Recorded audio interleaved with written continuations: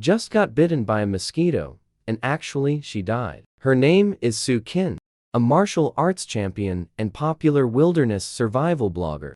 Once fought a large beast barehanded in the rainforest, but now died at the hands of a mosquito. The good news is she transmigrated after death. The bad news is she transmigrated Ito, the weakest female in the beast world. The original host was weak and sickly since childhood.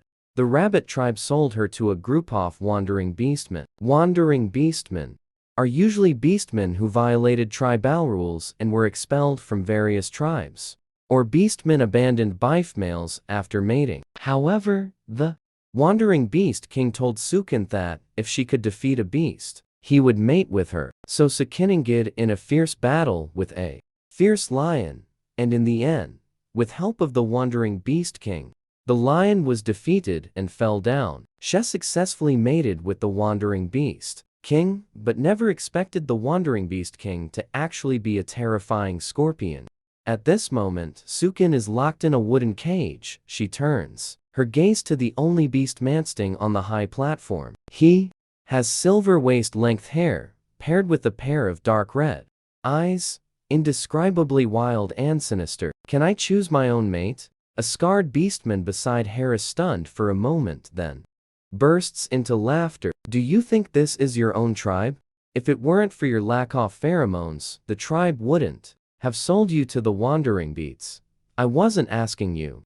I was asking him. Su Qin extended his finger from the cage, pointing at the silver-haired beastman little female on the high platform. He is not a male. You can just point at. Don't you want your fingers anymore? Scarface, the beastman said fiercely. The silver-haired beastman walked down and stood in front of the wooden cage. The voice, icy cold. You want to choose your own mate? That's not exactly unacceptable. Su Qin looked at the male before her and said, what if I choose you? Would you form a mating bond with me? He noticed that there was no mating beast mark on his neck, indicating that his beast mark hadn't been given to a female yet. He wasn't a male abandoned by a female. The silver-haired beastman also looked down, sizing up Su Qin. This little female is quite bold.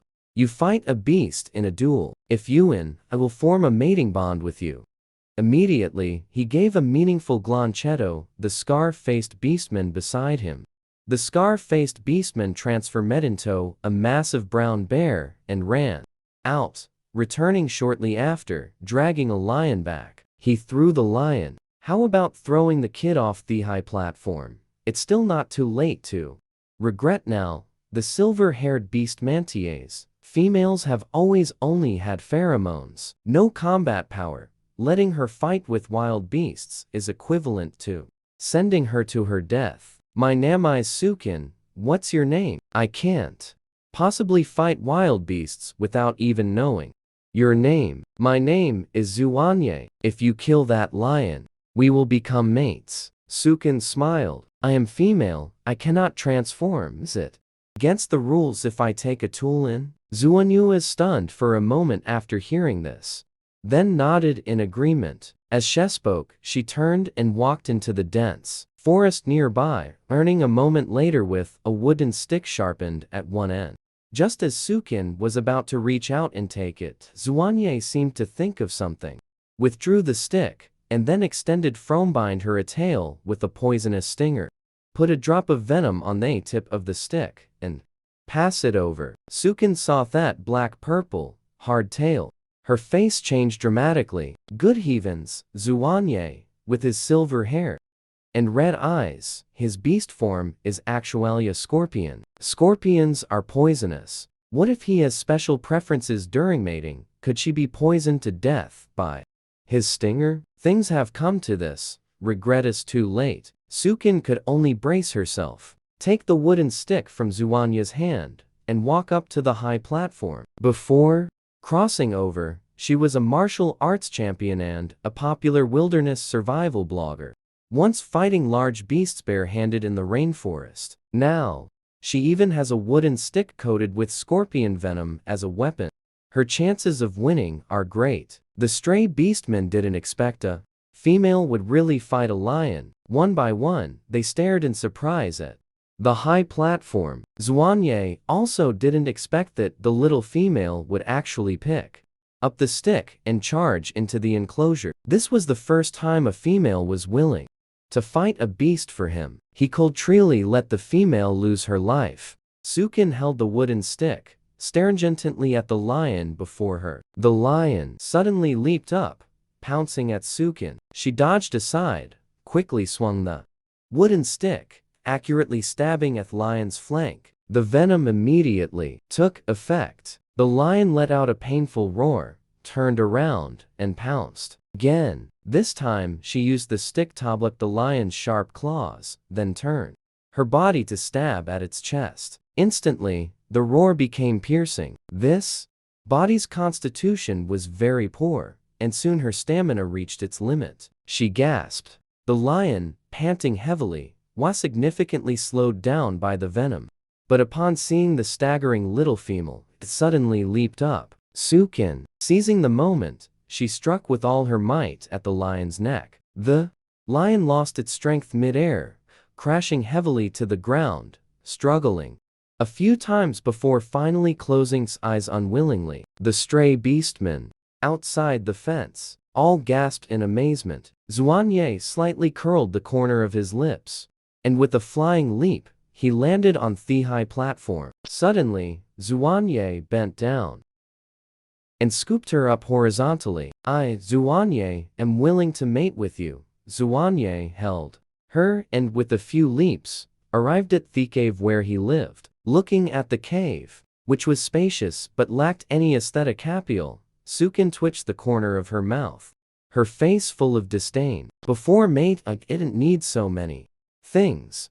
Xuanye, seeing her disdainful expression, explained, from now on, whatever you want, I will find a way to get it for you. Sukin reached out and drew circles on his chest, asking, really? No matter what I want, you will get it, fam? Xuanye never lies. As long as I can obtain it, it will strive for it. As he spoke, Xuanye suddenly pushed her against the cave wall, leaned down, and kissed her. The next day, Sukin woke up on the thick animal skin bedding, rubbing her sore waist, unable to hold back from cursing in her heart Xuanye, who had gone out at some unknown time. He had tormented her all night, showing no mercy. On her collarbone, a scorpion tattoo had appeared, precisely the beast mark that appears after mating. She never expected that after crossing over, arriving in another world, the man I took a liking to is a scorpion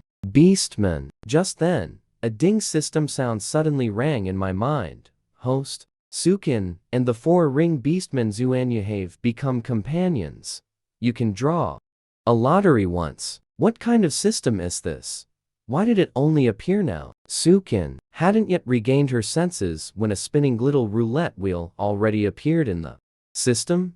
The small roulette wheel spun very fast. Sukin quickly snapped back to attention, focusing with all her might on the roulette wheel. In her previous life as a martial artist, Sukin's eyesight was quite good, and with one glance, she saw the words, Pheromone Awakening Pill. She lunged forward and struck a hit. Along with the system's congratulations sound, a black pellety pill appeared in her hand. Taking advantage of Xuanye's absence, she quickly swallowed the pill. Immediately, a strange warm current slowly spread throughout her body, followed by a faint aura emanating from her body. That was precisely the pheromones. On her left wrist also appeared a circle of white beast ring. Sukin's eyes lit up. It seemed the system reward was real. Along with a wave of fragrant roasted meat smell, Xuanye walked in. I roasted some meat for you, not sure if it suits your taste. On her neck area also appeared a rabbit beast mark, which was precisely her original body's mark as a rabbit beastman. Seeing the roasted meat, Sukin's stomach timely growled. She was just about to reach out and take it, when Xuanye saw the pheromone beast ring on her wrist, and abruptly froze. You have pheromones now? Xuanye's dark red pupils suddenly lit up, face full of surprise. I had heard that some females can awaken pheromones after mating. He was telling the truth. There are indeed such cases, but across the entire continent, there are only a few examples in the beast world. Males. Beast rings represent combat power. The more beast rings, the higher the combat level. The higher the combat power of a male, the higher the probability of death. When the only a female possessing pheromones of the same level can soothe the violent factors within the male's body, let them not explode and die. This is also why she, as a precious female, would be sold by the tribe to the stray beasts. Didn't know forming a bond had this effect. In the future, if we mate a few more times, perhaps your pheromone level can increase. Xuanye hooked the corner of his lips, his smile not innocent. Hearing this, Sukin's waist began to ache. Faintly again, she shot Xuanye a nanoid look. Sukin ate piece after piece, quickly finishing the meat Xuanye had roasted. This body is too weak. She needs to replenish as much nutrition as possible. Xuanye narrowed his. Do you want a handy weapon? As soon as he heard the word weapon, Sukin's eyes lit up, and he nodded frantically, wanting it. Xuanye saw the gleam in her eyes and knew he had guessed correctly. Indeed, fond of weapons, the corner of his lips slightly curled up. He took out a sharp bone from the animalskin bag. This is the bone of a cloud beast. Very hard, can be used as a weapon. I'll make it into a short knife for you. You carry it on your body. It can protect you when I'm not by your side. As he said this, Xuanye sat down to sharpen that bone, carefully wrapped the handle part with animal skin, and handed it over. You only have me as a partner, no? I can't be with you all the time. With this, you can defend yourself. Xuanye's gaze is gentle yet conceals a trace of worry. In the beast world, females are precious. Every female will have multiple male partners to care for her, so no wonder Xuanye is concerned about her safety, and even made a bone knife for her. At this moment, urgent shouts come from outside the cave. Boss, it's bad. Xuanye's brows furrow deeply, those dark red eyes immediately darkening. What exactly is the matter? He knows that if it weren't urgent, they wouldn't dare Komedo the cave to find him. They are lion tribe beastmen. They say we stole their female. The beastman answers tremblingly. Xuanye frowns, his tone grim.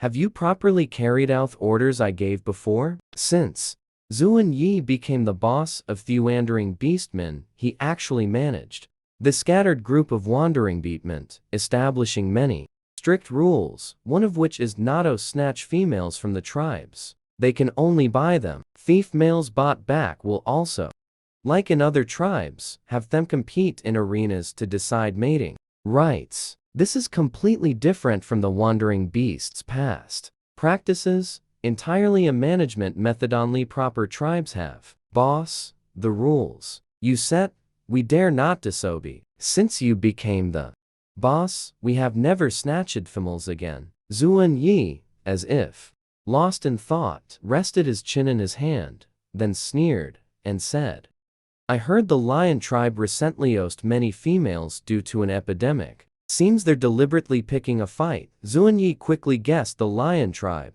beastmen's true purpose. Wait, are you going to fight? Sukin came out from the mountain cave. Wait for me to come back. Nothing will happen. Xuanye smiled at him and followed the beastmen away. The conversation they had outside the cave earlier, Sukin also heard. She never expected that a large tribe like the lion tribe would also set their sights on the wandering beastmen's females. Lion tribe males are known for their bravery and prowess in battle, but the wandering beastmen are just a disorganized mob. If it's really as Xuanye said, that the lion tribe beastmen are her to snatch females, then the wandering beastmen might not be able to defeat them. No, she finally, finding such a compatible partner, Xuanye must not come to harm. Sukin grabbed a bone knife and charged out. The lion tribe beastmen's numbers were far greater than she had imagined, compared to the side stray beastmen.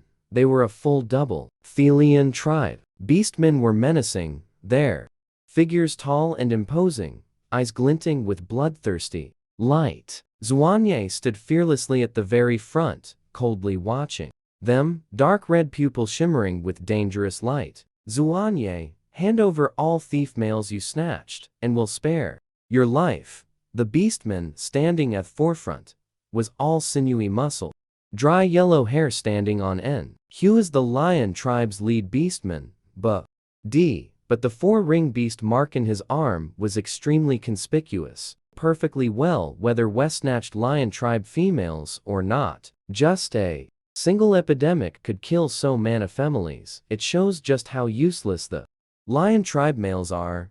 As soon as Xuanye's words fell, the lion tribe beastman seemed deeply insulted, transforming after another into massive male lions. Xuanye crouched and also transformed into his beast form. It was Sukin's first time seeing Xuanye's beast form. So cute, completely different from the scorpion she had imagined, but after all, it was a scorpion, so she still felt a little afraid. Yilian tribe are truly hypocritical, clearly here to snatch females, yet still finding a high-sounding excuse. Xuanye let out a cold laugh, his voice icy like a whisper from hell. Today I'll let Yauk know who is the true master of this, the true ruler of this territory. Thelian clan's leading beastman, Bard, let out an angry roar and was the first to pounce towards Xuanye, followed by the other lion clan.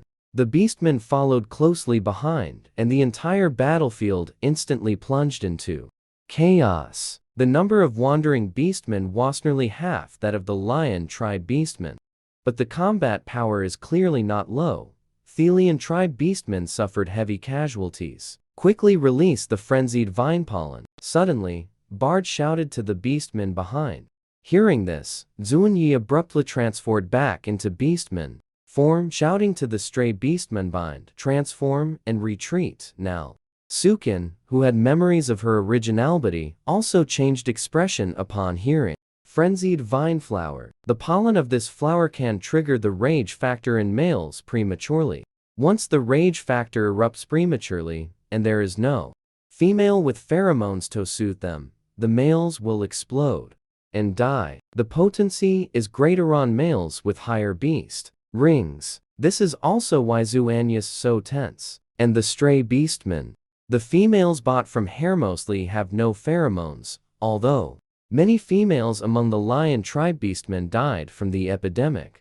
The females with pheromones from before made some pills, which could allow them to suppress it for a period. It seems even heaven isn't helping the rogue beast men. A fierce gust of wind, carrying furious vine pollen, blew toward the rogue beastmen. The pollen quickly spread, and the rogue beastmen's reactions immediately became sluggish, their faces revealing expressions of pain. Sukin saw Xuanye's face also turn pale, knowing he was desperately suppressing rage factor within his body. She quickly rushed to his side and asked anxiously, "How are you?" "I can still hold on." "Why did you come?" Xuanye clenched his teeth, obviously engaged in a fierce struggle with the rage factor inside him. Bard saw Sukin and also quickly transformed into his beastman form, smiling arrogantly as he said, "Sukin, long time no see. I didn't expect you to form a bond with Xuanye so quickly, since you have fulfilled the agreement between us." Then Bard saw the beast ring on her wrist, and his eyes lit up. "You actually awakened pheromones. Then I can honor the agreement and form a bond with you." Hearing his words, Sukin's head buzzed. She remembered that the original body liked this lion tribe beastman before, and moreover, before being sold to the rogue beastman, she had eagerly gone to beg Bard to form a bond with her. But Bard, as a four-ring beastman, how could he possibly? Looking at a female without pheromones. If you go to the stray beasts, after forming a bond with Xuanye, then cross out the partner beast mark.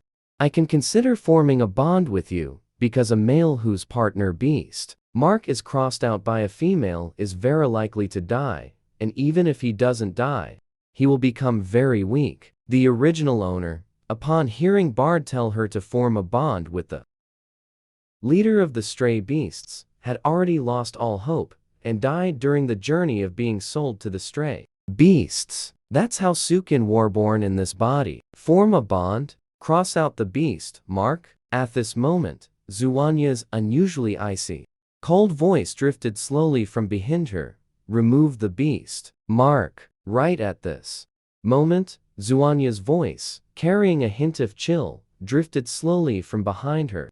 Sukin's body stiffened, and she slowly turned her head to look at him. What if I said and never made this agreement with him? Would you believe me? Zunanai's originally dark red eyes had now turned into a vivid red. She had never seen him so furious.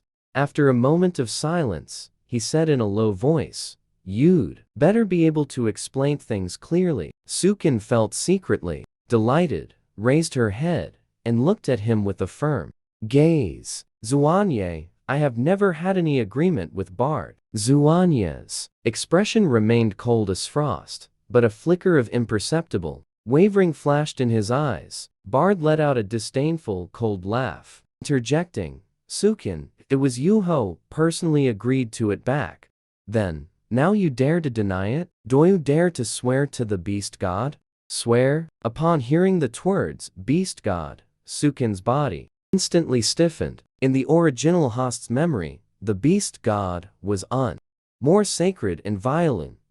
No beast dare lie to the beast god. Legend says that any beastman who lies to the beast god will receive the most severe punishment from the beast god. She, as a human who traveled from modern times, originally did not believe in these supernatural and divine matters, but this world is already filled with wonders. How can she guarantee she won't be punished after swearing to the beast god?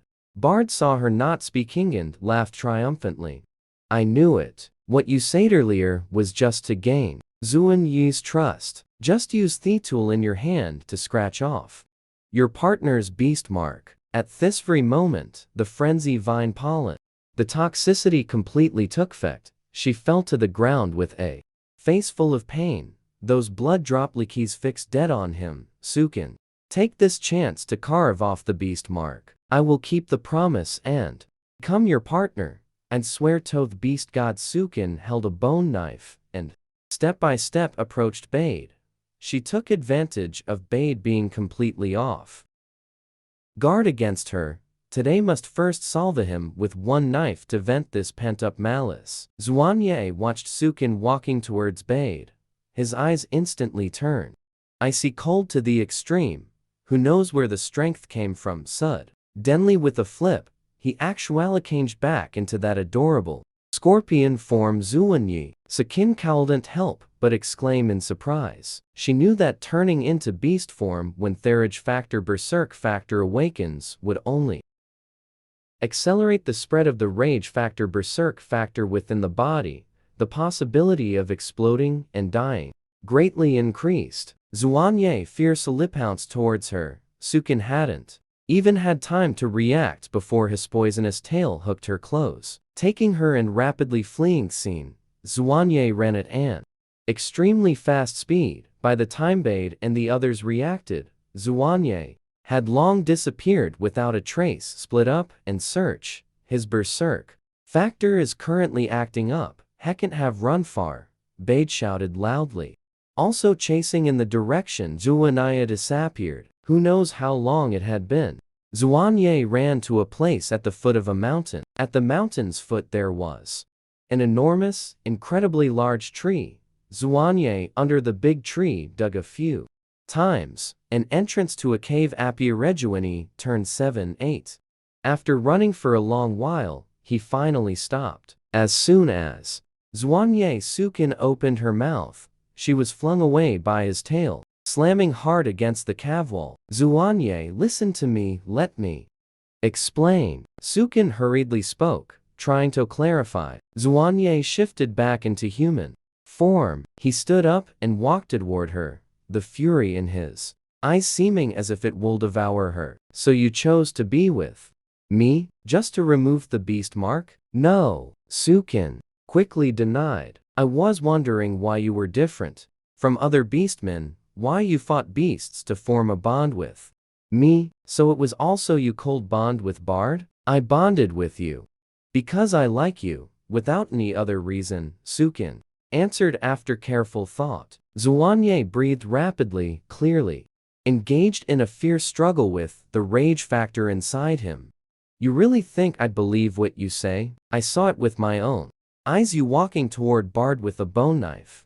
I went over with the knife to find a chance to kill him, Sukin said with a firm gaze. But Xuanye simply didn't believe her. Since you want to remove the beast mark so badly, then I'll grant your wish. As soon as the words fell, Xuanye grabbed her hand that tightly held the bone knife and thrust it toward the collarbone where the beast mark was. Sukin's heart tightened, and she abruptly twisted her body to dodge the bone knife stabbed toward the beast mark, but it came too fast. Although she avoided the mark itself, it still plunged into the blade on her shoulder, deeply pierced into her muscle. Blood quickly seeped out. She clenched her teeth, enduring the intense pain, her eyes still firmly fixed on Xuanye. Sukin's voice was somewhat hoarse as she said, "It's not for Bard, Xuanye, you are my partner." Looking at their bleeding shoulder, Xuanye was filled with regret. If Shirley wanted to bond with Bard, he wouldn't have let go of such a good opportunity. At this moment, Xuanye finally believed Sukin was not lying. "I'm sorry, Sukin. It's my fault for doubting you." Xuanye's voice was filled with remorse. Just then, Xuanye's body suddenly began to tremble violently. An expression of pain quickly appearing on his face. It was clear the rage factor within him had gone out of control. "Sukin, you need to leave here quickly." His voice was filled with extreme pain. Sukin, seeing him like this, anxiously asked, I can soothe you. Tell him quickly, what do I need to do to soothe you?" Xuanye briefly regained some awareness. He clenched his fist, his voice low and hoarse. "Use your teeth to bite me." Sukin was stunned for a moment, unsure for a time where to bite. She took a deep breath and gently bit Xuanye's arm. Xuanye was slightly startled, as if he felt her touch, but the pain still raged uncontrollably within him. "Not here. Then where should I bite?" Sukin lifted her head to look at him, his dark red. Her eyes seemed to be veiled by a thin mist. She must have already lost her reason. Sukin didn't dare to delay any longer. She continued to search for other places on Xuanye's body that can be bitten. Then she bites the back off Xuanye's neck. She just bites down, and Xuanye's body begins to tremble slightly. It seems effective. Sukin increases the force of her bite. It's unknown how long has passed, but Xuanye's breathing finally gradually steadies down. Xuanye's eyes gradually regain clarity. "Sukin, thank you. I never expected your pheromones could actually soothe the rage factor. This is also something Xuanye never anticipated. He is a 4-ring beastman, not someone that Sukin, a Femaluho just awakened her pheromones, could easily soothe. Yet she actually managed it, with 1 ring. Pheromones have calmed down this 4-ring beast of his. Let's go to the tribe, people." Upon hearing these words, Sukin looked up in surprise. In Xuanye's original memory, wandering beastmen are just like bandits, only knowing how to plunder and loot, completely incapable of adapt into a life with rules, especially those born wandering. Beastmen, they are naturally resistant to all restraints and order. "You were just injured because of me. We must find a shaman to treat you. This injury is nothing serious." Sukin was just about to say that this injury doesn't require a shaman, but was urgently interrupted by Xuanye. "Females and males are different. You are injured so badly. You must go see a shaman." Seeing his expression so tense, Sukin had no choice but to nod in agreement. "Then which tribe do you plan to go to?" "Not far from here, there is a brown bear tribe," the witch doctor. Zuan Yi replied that he did have some impression of the brown bear tribe. Compared to the rabbit tribe, it is also a large tribe. The number of females there is also quite large, making it the largest tribe in this area. Sukin couldn't help but frown. She remembered that the brown bear tribe did not accept those stray beastmen. The brown bear tribe is quite a distance from here. Zuanye and Sukin walked for a long time and came to a small stream where they stopped. Let's eat something before we go on. As he said this, Zuanye transformed into his beast form and, with his tail, he scattered some venom around Sukin, saying, "On no hunt, you wait here for me to return. I've scattered venom. Ordinary wild beasts wouldn't dare come near here." After saying this, Zuanye left in his beast form. Sukin still waited obediently by the river for Zuanye to return, looking at the surrounding scenery. Just as she was enjoying this moment of peace, a pair of eyes on the bank stared straight at her. Sukin suddenly turned around and saw a silly-looking giant panda. To think she could see a national treasure in this beast world, it was really so surprising. She hurriedly ran towards the panda. Sukin ran right up and immediately hugged the giant panda. "Little cutie, are you lost?" Sukin hugged the panda's neck. "You have to know, in modern times, ordinary people simply don't have such an opportunity. You are just too adorable." Sukin's eyes sparkled, her mouth curved into a satisfied smile.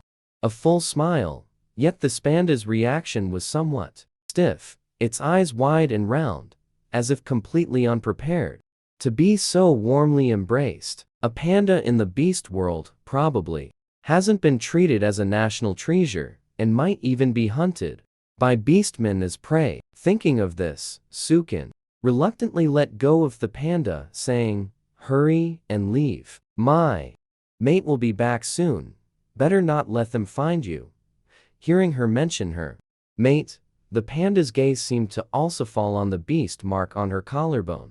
Then it also left somewhat reluctantly. Right after the panda left, Zuani Erichined carrying a deer, and seeing she had stepped out of the circle he had drawn with venom, he nervously ran over to carefully examine her. Seeing Sukin's body didn't have many wounds, Zuanyezimid to let out a sigh of relief. Seeing Zuanye seemed a bit too overly nervous, Sukin comforted him, saying, "Didn't you give me weapons for self-defense? No need to worry about me so much." Zuanya looked at the female before him, her face full of seriousness, and couldn't help but recall her dazzling appearance when she fought the lion with a wooden stick. Wasn't he attracted to that resilience and courage in Sukin?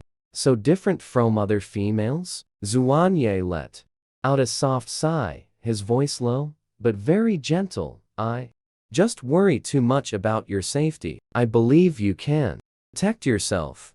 After saying this, Zuan Yi went to handle as a stray beast the prey. Zuanye made the food really tastes quite good. Sukin quickly finished what Zuanye had prepared for her.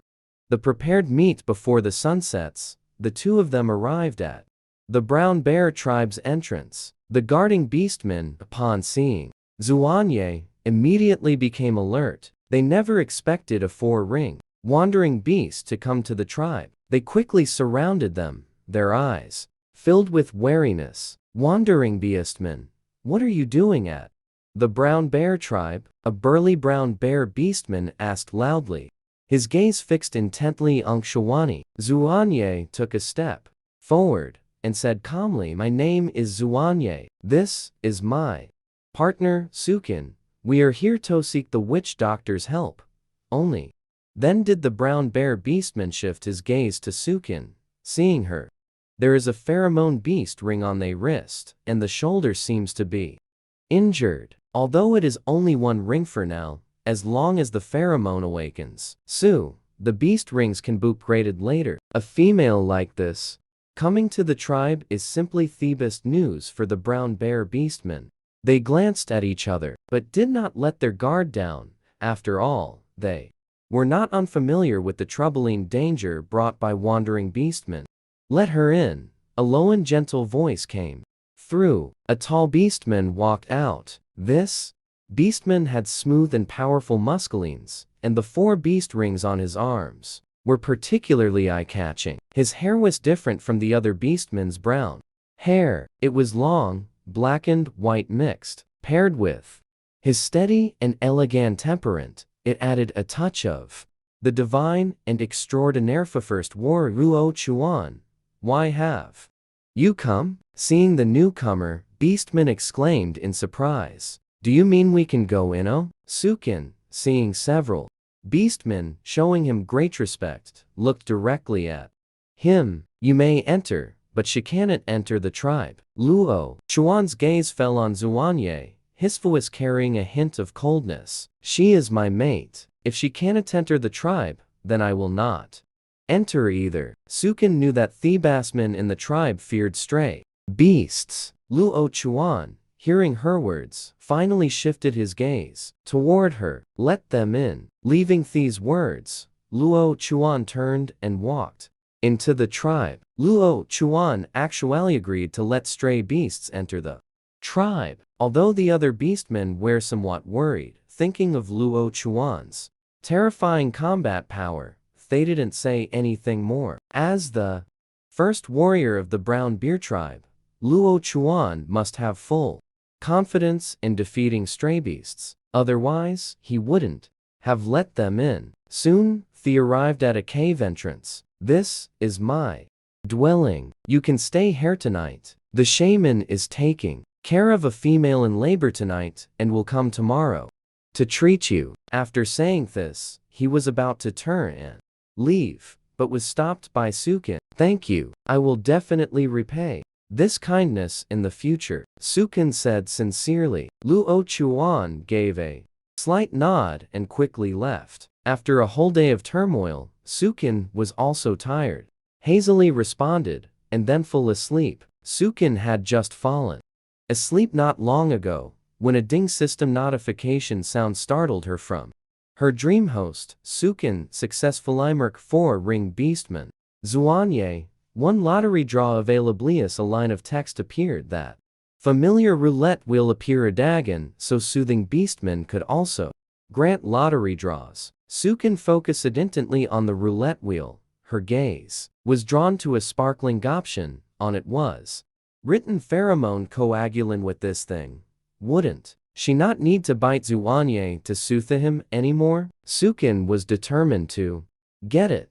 The pointer spun out and steadily landed on the pheromone coagulant. Sure enough, the system notification sound rang out again. Congratulations, host, for obtaining pheromone coagulant in an instant. Sukin's hand held a wooden box. She opened the box lid. Inside there was nothing. The system's control panel also went dark. Not even an instruction manual. She had to put the thing away first, to study it slowly. Next day, Sukin had just gotten up. Luo Chuan arrived. He stood at the cave entrance. You probably haven't had breakfast yet. I brought you some lily fruit and roasted meat. In the original owner's memory, there was no lily fruit, so Sukin didn't know what that was, but she smelled the fragrance of rice. Luo Chuan was holding a bamboo tube, and a clay bowl. In the bowl was roasted meat, and the ricey aroma was coming from the bamboo tube, the scent emanating from inside. Sukin hadn't smelled the aroma of rice for a long time, and he subconscialized his saliva. His food. I just get ready, you take it back. Zuanye stepped forward, blocked Sukin, and said cold. I saw the little female was injured, so I casually prepared these foods. I'll leave them here. If she doesn't eat them, just throw them away. Luo Chuan really put down the food, turned around, and left. Is it possible that you've misunderstood him? He doesn't look like he has any bad intentions. Sukin felt that Luo Chuan didn't seem to be interested in her. Sukin turned her gaze to the bamboo tube left by Luoquan. The aroma of the rice was really too tempting. Early in the morning, it had already stirred her appetite. In the beast world, this thing should be very precious. Otherwise, the original body wouldn't have. It's been so many years, and you still haven't eaten? Seeing Sukin practically drooling with craving, Zhuanye walked over and brought in the food Luo Chuan had left. Brought it in. Want to eat? Zhuanye looked at Sukin, the corner of his mouth lifting slightly. Sukin nodded vigorously. So, can I eat or not? Zhuanye stopped laughing and handed her the bamboo tube and clay pot. Not eating would be a waste. Not long after finishing the meal, Luo Chuan came again. This time, he brought the witch doctor with him. The witch doctor was an elderly male. Luo Chuan did not enter the cave. He stood at the cave entrance. The witch doctor saw the wound on Sukin's shoulder and said, "This wound is too severe. It requires continuous application of medicine for a month to fully heal." That long? Sukin originally thought the wound wasn't that big, that resting for a few days would be enough. She hadn't expected it would require such a long time. This cave is Luo Chuan's. She can't keep staying in someone else's place, eating and living for free. Such a serious wound, if not properly cared for, will worsen. Females are inherently delicate. Even a little infection could cost them their lives. Are you trying to get yourself killed? The witch doctor said with a serious expression. Then he glanced at the nearby Zhuanye and said, "I have some things I want to say to thief male alone. You go out and wait for a while. I am her mate. What words need to be said me?" Zhuanye stared intently at the witch doctor, clearly displeased with his request for him to leave. The witch doctor was not intimidated by Zhuanye's imposing manner and remained. The old man maintained a calm attitude and said, "Some words are only suitable for females to hear." Zhuanye took a deep breath, and in the end chose to compromise. Z turned and walked out of the cave, but didn't go too far, just guarded the entrance. "What? Your shamans here can't find the way back, and need to trouble the first warrior to escort you?"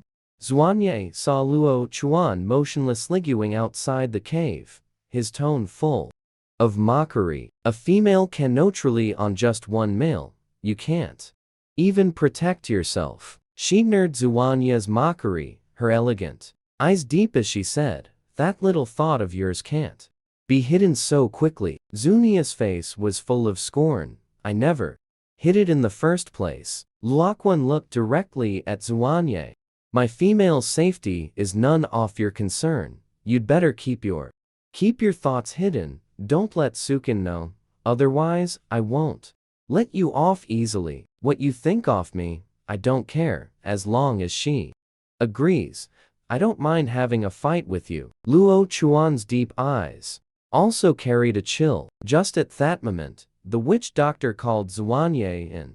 "His injury has reached the bone. If you want him to recover sooner, for these few days, you must not mate with him." The witch doctor looked at Zhuanye with a heavy gaze. Sukin let out a soft sigh, turned to the witch doctor with a smiling said, "Witch doctor grandpa, thank you for changing my dressing. My mate will take good care of me." Zhuanye saw the witch doctor to the cave entrance. Luo Chuan was still standing there, his gaze still cold and stern. "He needs proper rest to recover. I will dig my own cave in the tribe. Will not stay in your place anymore," Zhuanye said coldly to Luo Chuan. Luoquan glanced at Zhuanye. "His injuries are too severe. You two stay in this cave for now. Once he has recovered from his injuries, it won't be too late to move." After saying this, Chuan turned to leave. Luo Chuan,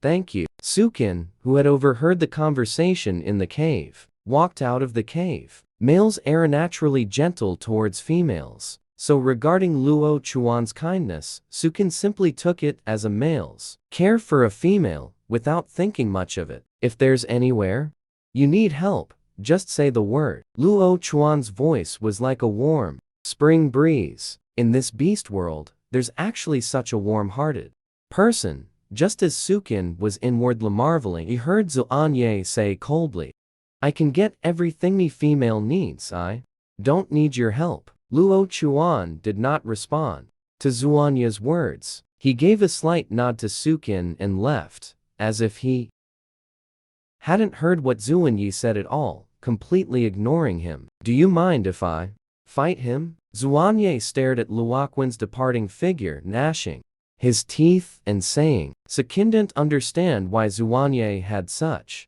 great hostility towards Luoquan. We're all staying in someone else's place now, so let's not fight anymore. Compared to that, I have something more important to tell you. Hearing it was important, Zuanye followed Sukin into the cave, looking nervous. Did the shaman say something? The little female suddenly said she had something to say. It must be about what the shaman told her when he sent her away earlier. The shaman saw that the wound was made by a sharp blade being thrust in. He suspects I originally intended to cut the beast mark, but you discovered it, which is why it caused the wound on the shoulder. Zuaniden expects Sukin to tell him about her conversation with the shaman. This wound was indeed caused by me.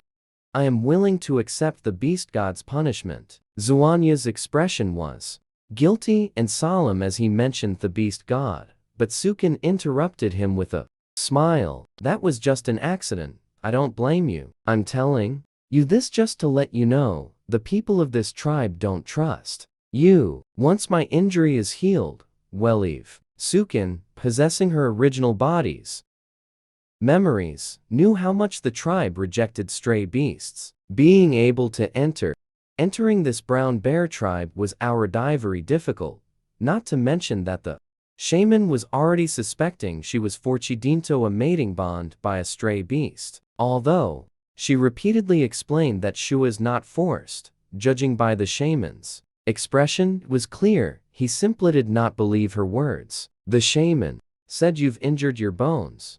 I'll go catch some wild boar to make soup for you. Zuanye couldn't wait a moment longer, hurriedly leaving the cave to hunt. Zuanyi went hunting. Sukin could only stay in the cave, waiting for his return. Taking advantage of being alone, she took out the wooden box given by the system to study. After looking carefully for a while, she discovered several lines of small characters carved at the bottom of the box. Place the box against your chest, concentrate your will, and channel your pheromones into the box to condense into a pill. Sukin followed the instructions, pressing the wooden box against her chest, took a deep breath, and began to concentrate her will. As she focused, she felt a warm energy flowing from her chest into the box. After several minutes, she slowly opened her eyes, lifted the lid to look, and inside appeared a crystal clear pill. Sukin felt a wave of joy in her heart. It seemed she wouldn't have to work so hard in the future. She gently closed the box, preparing to store the pill properly for future needs. She wasn't sure if it was an illusion, but after the pheromones condensed into the pill, the beast mark on her arm seemed to have darkened slightly in color. Sukin had just hidden the pill when someone called for her outside the cave. She went out to look, and it was Luo Chuan. Here, holding a bamboo basket. The bamboo basket contains bright red fruits. These are sweet fruits picked in the tribe. The other females have already received theirs. There are still some left, so I brought them over for you. Zuanye said Luoquan wants to form a partnership with her. Sukin originally wanted to refuse the things Luo Chuan sent, but what he said was flawless, and she couldn't find a reason to refuse. Thank you, Luo Chuan. Sukin had no choice but to take the bamboo basket and express her thanks. Luo Chuan looked at her, his eyes carrying a faint gentleness. You're welcome. Take good care of your injury. If you need anything, just tell me. Sukin nodded in agreement, but seeing that Luo Chuan had no intention of leaving, she opened her mouth and asked, do you have anything else? Tonight the tribe has a gathering. All females will attend. Would you like to go? She hadn't attended a gathering since crossing over to the beast world. Having a chance to interact with other females, she really wanted to go and see. Can I attend? Sukin looked at Luo Chuan. Luo Chuan slightly curved the corner of his lips and smile. Of course you can. Your attendance is an honor for the tribe. Sukin felt very comfortably to link with Luo Chuan. He handled the boundaries just right, neither overly familiar nor making people feel distant. Not long after Luo Chuan left, Zuanye came back carrying a processed wild boar. Seeing the sweet fruit in Sukin's hands, his dark red eyes flashed with the trace of displeasure. Did he bring them to you? Sukin saw Zuanye's displeasure. Gladly, she softly explained, it was Luo Chuan who brought it. But he said he gave it to all thief males in the tribe, so I accepted it. Zuanye frowned, his darker eyes growing even deeper. Such an obvious courtship, sure. Why is his little female just can't tell that Luo Chuan even invited me to tonight's gathering? I want to go take a look and communicate with other females. Maybe it will be helpful for us. Although she has the memories of the original body, this beast world is still very unfamiliar to her. Zuanye frowned again, obviously not too pleased, but in the end still nodded in agreement. All right, but I will accompany you to go together. As night fell, the time for the gathering arrived. Luo Chuan was already there waiting. Seeing Sukin and Zuanye, he led and came forward. Talcum you, the gathering is about to start. Luo Chuan sagely leading them into the gath. The bonfire at the gathering site was burning brightly. Around the huge bonfire sat groups of beastmen. Each group consisted of one female and several males. Luo Chuan pointed out a spot for them. Zuanye spread their bedding on the ground and let Sukin sit on it. Zuanye are those next to the females all their partners? Sukin called and help asking curiously. As soon as she sat down, yes, they are the females' partners. Females are delicate. One partner alone can hardly protect a female well. The one answering the question was Luo Chuan. Luo Chuan did not leave after leading them to their spot, but instead sat down beside Sukin. Zuanye stared at Luo Chuan and said coldly, does the number one warrior have no place to sit at the gathering? Luo Chuan smiled slightly, a hint of teasing in his elegant, gentle phoenix eyes. Tonight, I'm specially in charge of taking care of our distinguished guests, so naturally I must stay by your side. Zuanye snorted coldly, but because Sukin was present, he couldn't very well make a scene. Sukin, sensing the tension between the two, quickly changed the subject. Luo Chuan, are there any special activities at this gathering? Later, there will be single males competing on stage. The male who wins the competition can court a female he fancies from the audience. Luo Chuan explained. With a smile, it's a traditional tribal activity. Through the competition, males demonstrate their strength to win the favor of females. Zuanye's face remained dark, but seeing Sukin seemed interested in this. I'm quite interested in the event, and without saying much more, soon the competition began. Several males took the stage one after another, transforming into their beast forms to start the contest. Two massive brown bears wrestled together, standing upright to fight. As a former martial artist in her previous life, Swin watched with boiling excitement, almost standing up to cheer. Zuanye noticed Sukin's eyes gleaming as she stared at the males competing on the stage and couldn't help but frown. Could it be that she likes the beast form of brown bears? Halfway through the competition, one male stood out. He was tall, strong, and agile, winning several matches in a row. Luo Chuan saw this and said to Sukin with Asmal, this male is called Lai Feng. He is an outstanding warrior in our tribe and is very popular among females. Sukin nodded and remarked with emotion, he looks really strong.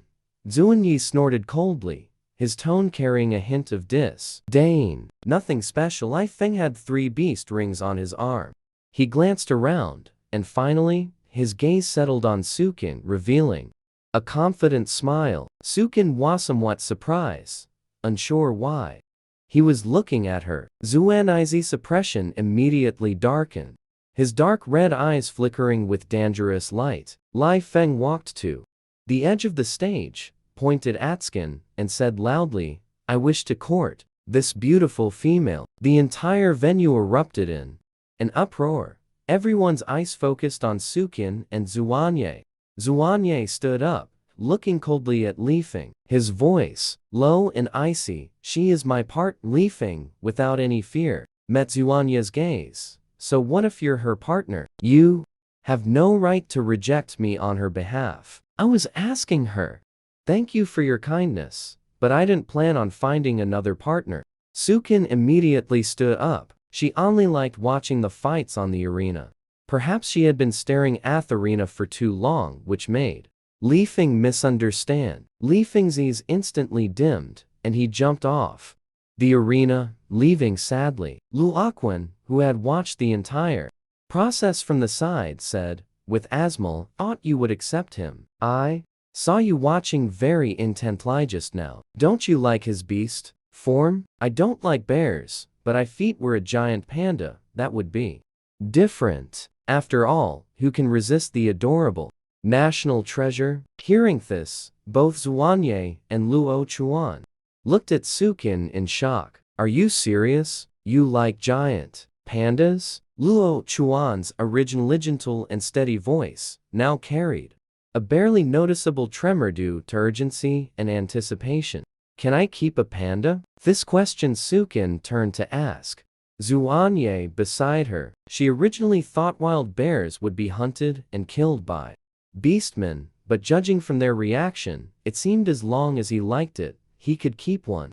Keeping a panda by one's side was something many people wouldn't even dare to dream of. Thinking about being able to keep a panda, Sukin's eyes were full of light. For some reason, her mind conjured up the image of the panda Zuan Yi she had encountered that day. Hearing her words, he suddenly burst into hearty laughter as if he had heard something hilarious. "So you just want to catch a beast to keep as a pet, is that it?"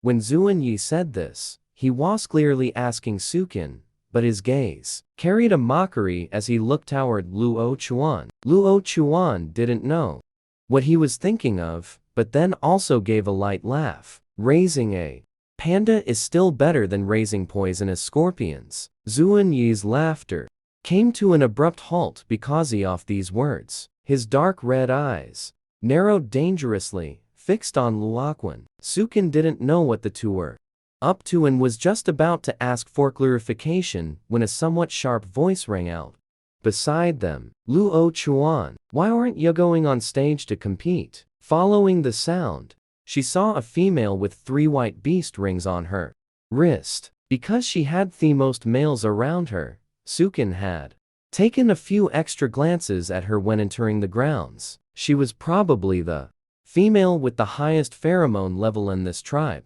Responding gently, Luo Chuan turned to look at the newcomer and smiled slightly. "Aiya, I'm responsible for taking care of the honored guest tonight, so I won't be participating in the competition." Aiya curled her lip. Her gaze fell upon Skin, looking her up and down, before settling on the single white beast ring on her wrist. Her eyes filled with disdain. "So Thysis, the honored guest you mentioned, with only 1 beast ring?" Hearing her words, Luo Chuan's usually gentle eyes, "It has also cooled down a bit, Aiya. Having a female come to our tribe is an honor for the tribe, and it has nothing to do with how many beast rings she has."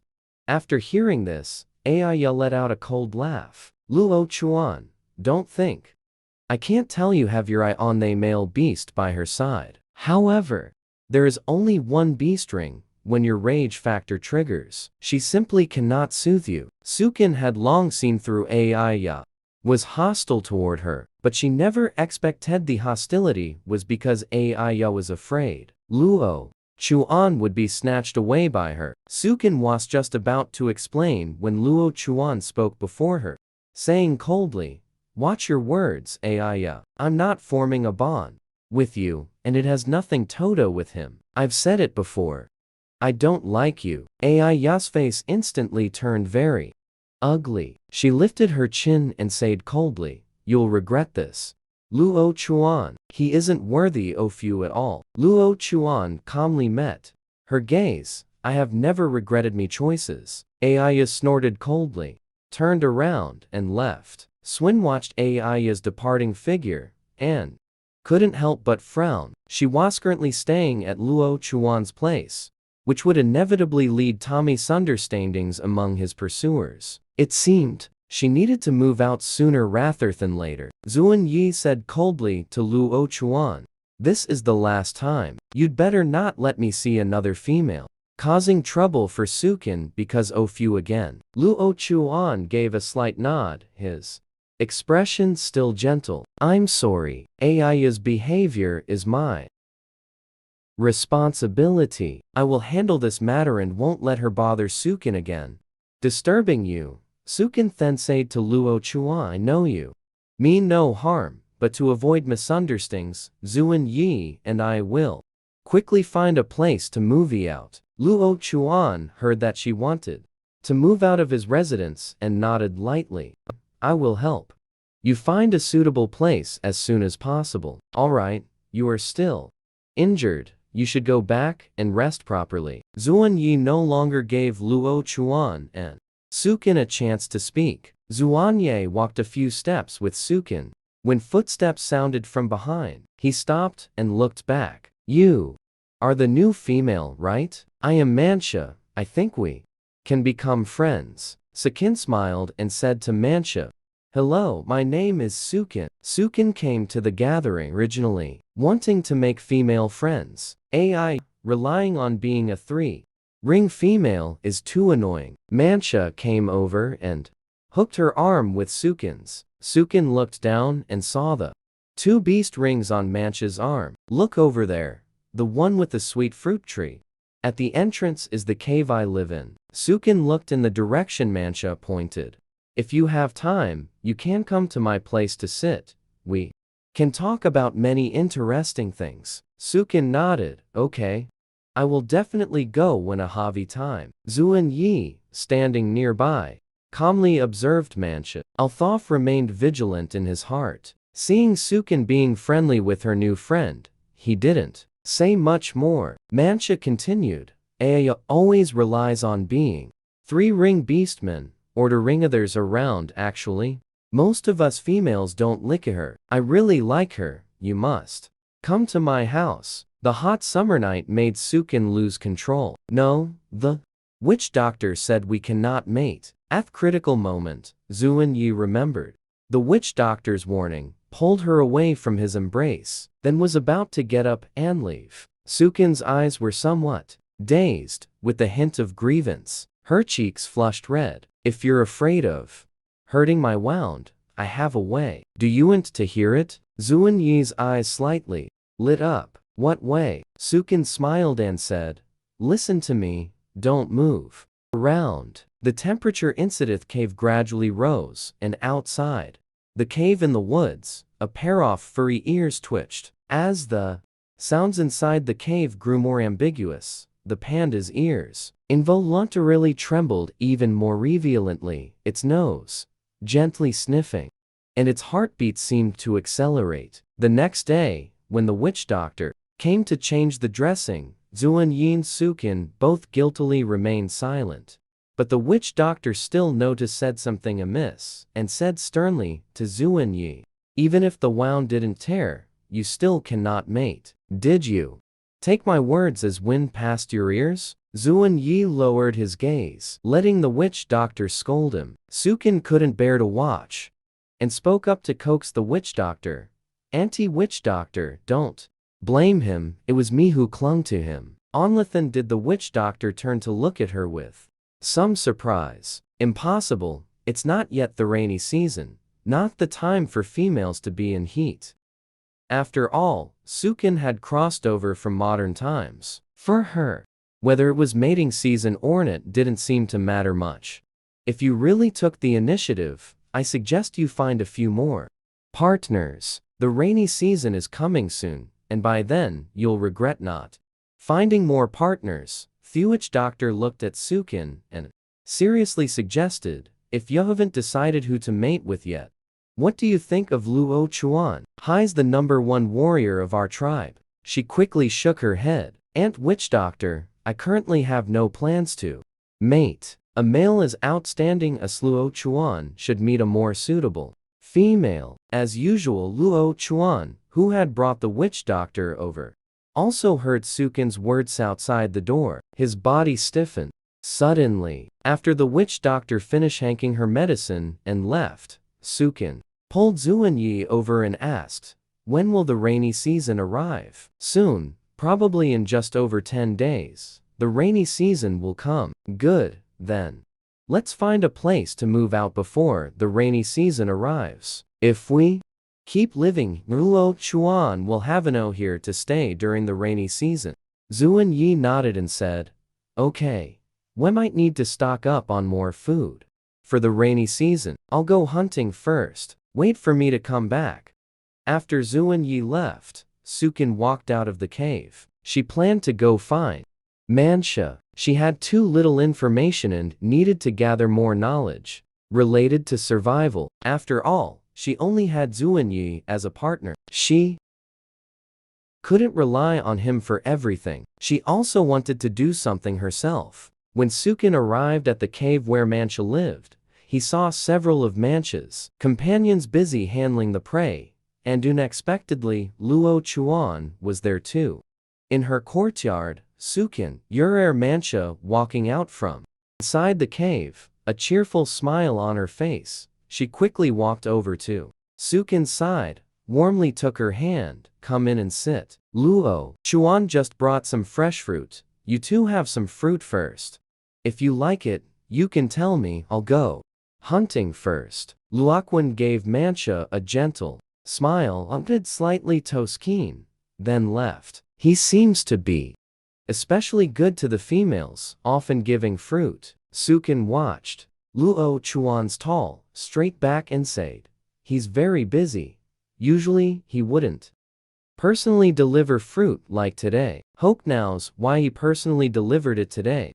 Mancha said he's very busy, but it seems he delivers supplies every time. She thought Luo Chuan was quite free, but so much prey needs to be processed. Sukin looked at the pile of prey stacked like a small hill at the door and asked, "Yes, the rainy season is coming soon.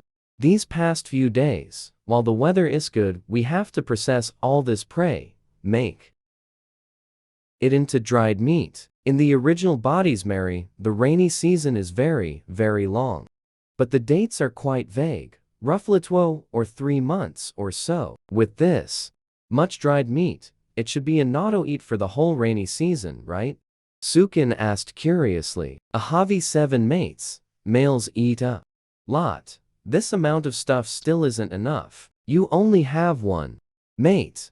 How is your food preparation for the rainy season going?" Mancha remembered Sukin seems to only have 1 beastman mate, and asked with concern. "I'm in the middle of preparing." Sukin answered with a smile. "By the way, do you know where wild fruits grow in abundance? Are you going to pick wild fruits? But the rare beasts there can be very dangerous. Have your mate go pick them for you." Sukin knew Mancha was worried about her. After all, in the beast world, females have no combat power. Protected by males since childhood, Mancha simply has no concept that females can also work. "I'll have Zuanye go help me pick them. You just tell me the location." Mancha called over one of her mates to have him tell Sukin where to find the wild fruits. Because beastmen don't know how to draw maps, Sukin relied on her description, drew a map on the ground, and after confirming the location with her, he memorized it. "Sukin, you are amazing. Sai, you actually know how to draw. I always thought only priests had this kind of ability." Mancha looked at Sukin, her eyes full of admiration. "If you want to draw, I can teach you too," Sukin said with a slight smile. Mancha shook her head. "I don't know how, it looks very." "Was your father a priest? How do you know how to draw?" "Priests hold a rather special status in the beast world." Sukin still didn't want to be associated with priests, Sukin smiled evasively, bid farewell to Mancha, and went to the place her partner mentioned. The back mountain of the Brown Bear tribe is all the Brown Bear tribe's territory. In a small valley, there were many wild fruit trees. She was also here, discovering so many grapes on the vine that could all be made into raisins for storage. It was very convenient. She picked one and tasted it, sour and sweet. The flavor was still pretty good. Not sure if it was because there were too many grapes, or because beastmen don't like sour things. So many grapes were actually left unpicked. Sukin took out the beast hide bag she brought and put the picked grapes inside. Because there were so many grapes, she picked only the biggest and sweet fruits and didn't notice the danger quietly approaching. Sukin had just reached to hook a bunch of grapes from a high place when a leopard sprang out and pounced toward her. Leopards make no sound when approaching prey, so by the time Sukin noticed it, the leopard was almost upon her. She wanted to dodge, but it was already too late, instinctively closing her eyes. However, the expected pain did not come. She opened her eyes and saw a panda that had rushed out from somewhere, and with a few swats, it killed that leopard, which looked quite large. In Sukin's impression, pandas were all cute and lovable. A heroic panda that could knock down a fierce beast with just a few swats. She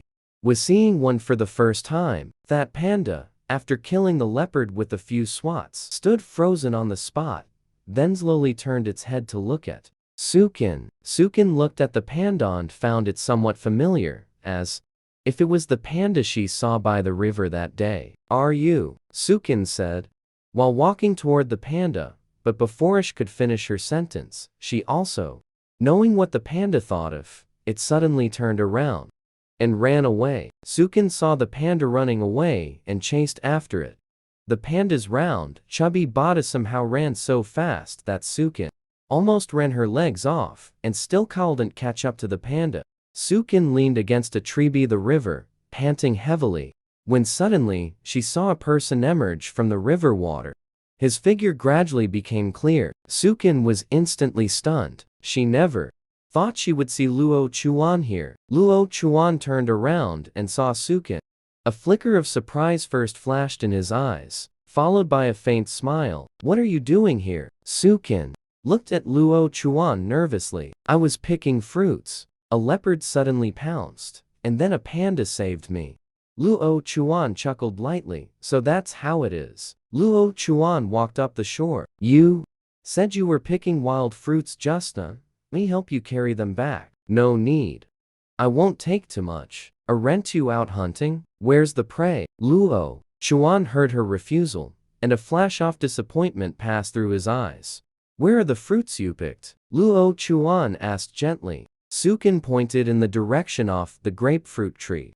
"Over there. The prey I just hunted is also over there. We can go back together." Remembering the beast that had appeared there, Sukin also nodded, not refusing. It was on her way anyway. Going back together didn't seem to have any downside for her. Soon, the two arrived under the grapefruit tree. Sukin pointed at the animalskin bag under the tree and said, "There aren't many of those either. I can carry them back myself." Following her onion white fingers looked over, there indeed was a filled beast skin bag. Luo Chuan's gaze wept over her injured shoulder.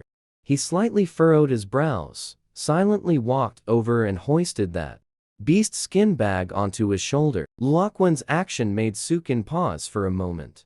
Immediately following up Toze, "Luo Chuan, don't you still have prey? I can carry these. It's fine. I don't have much prey. Let's go." When they reached home, Thai encountered Zuanye anxiously running out from the cave. He probably didn't see her in the cave, so he came out to look for her. "Zuanye, I'm back." Sukin waved at him.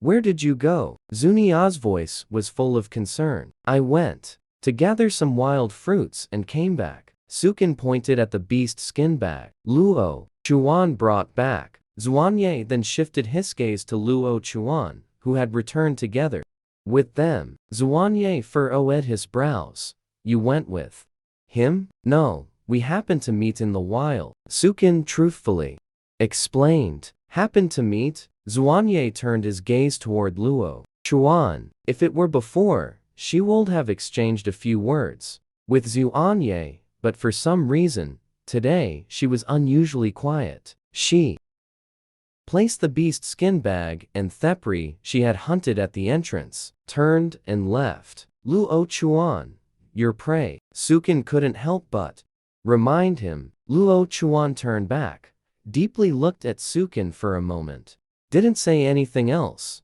turned and left. The rainy season is coming soon. The prey I hunted today isn't enough yet. Wait a moment. I plan to go hunt some more game. Following Xuanye's pointing direction, I look and see two enormous pieces of game at the cave entrance. You two probably don't need turmeric food, right? Don't go out this afternoon. While the afternoon soon is good, let's deal with it first. Download these. Xuanye couldn't help but raise an eyebrow. The rainy season isn't just a day or two. If we don't store some food soon, time will run out.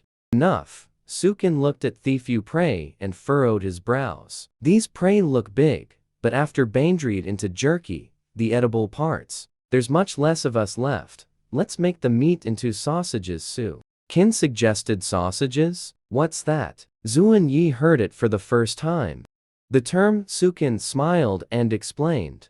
Lap Chiong is a type of food made from meat and other seasonings, more storable than dried meat. It's also more delicious. Zuan Yi looked at Sukin curiously. Is this your rabbit tribe's food? Sausage is something she learned from the modern era.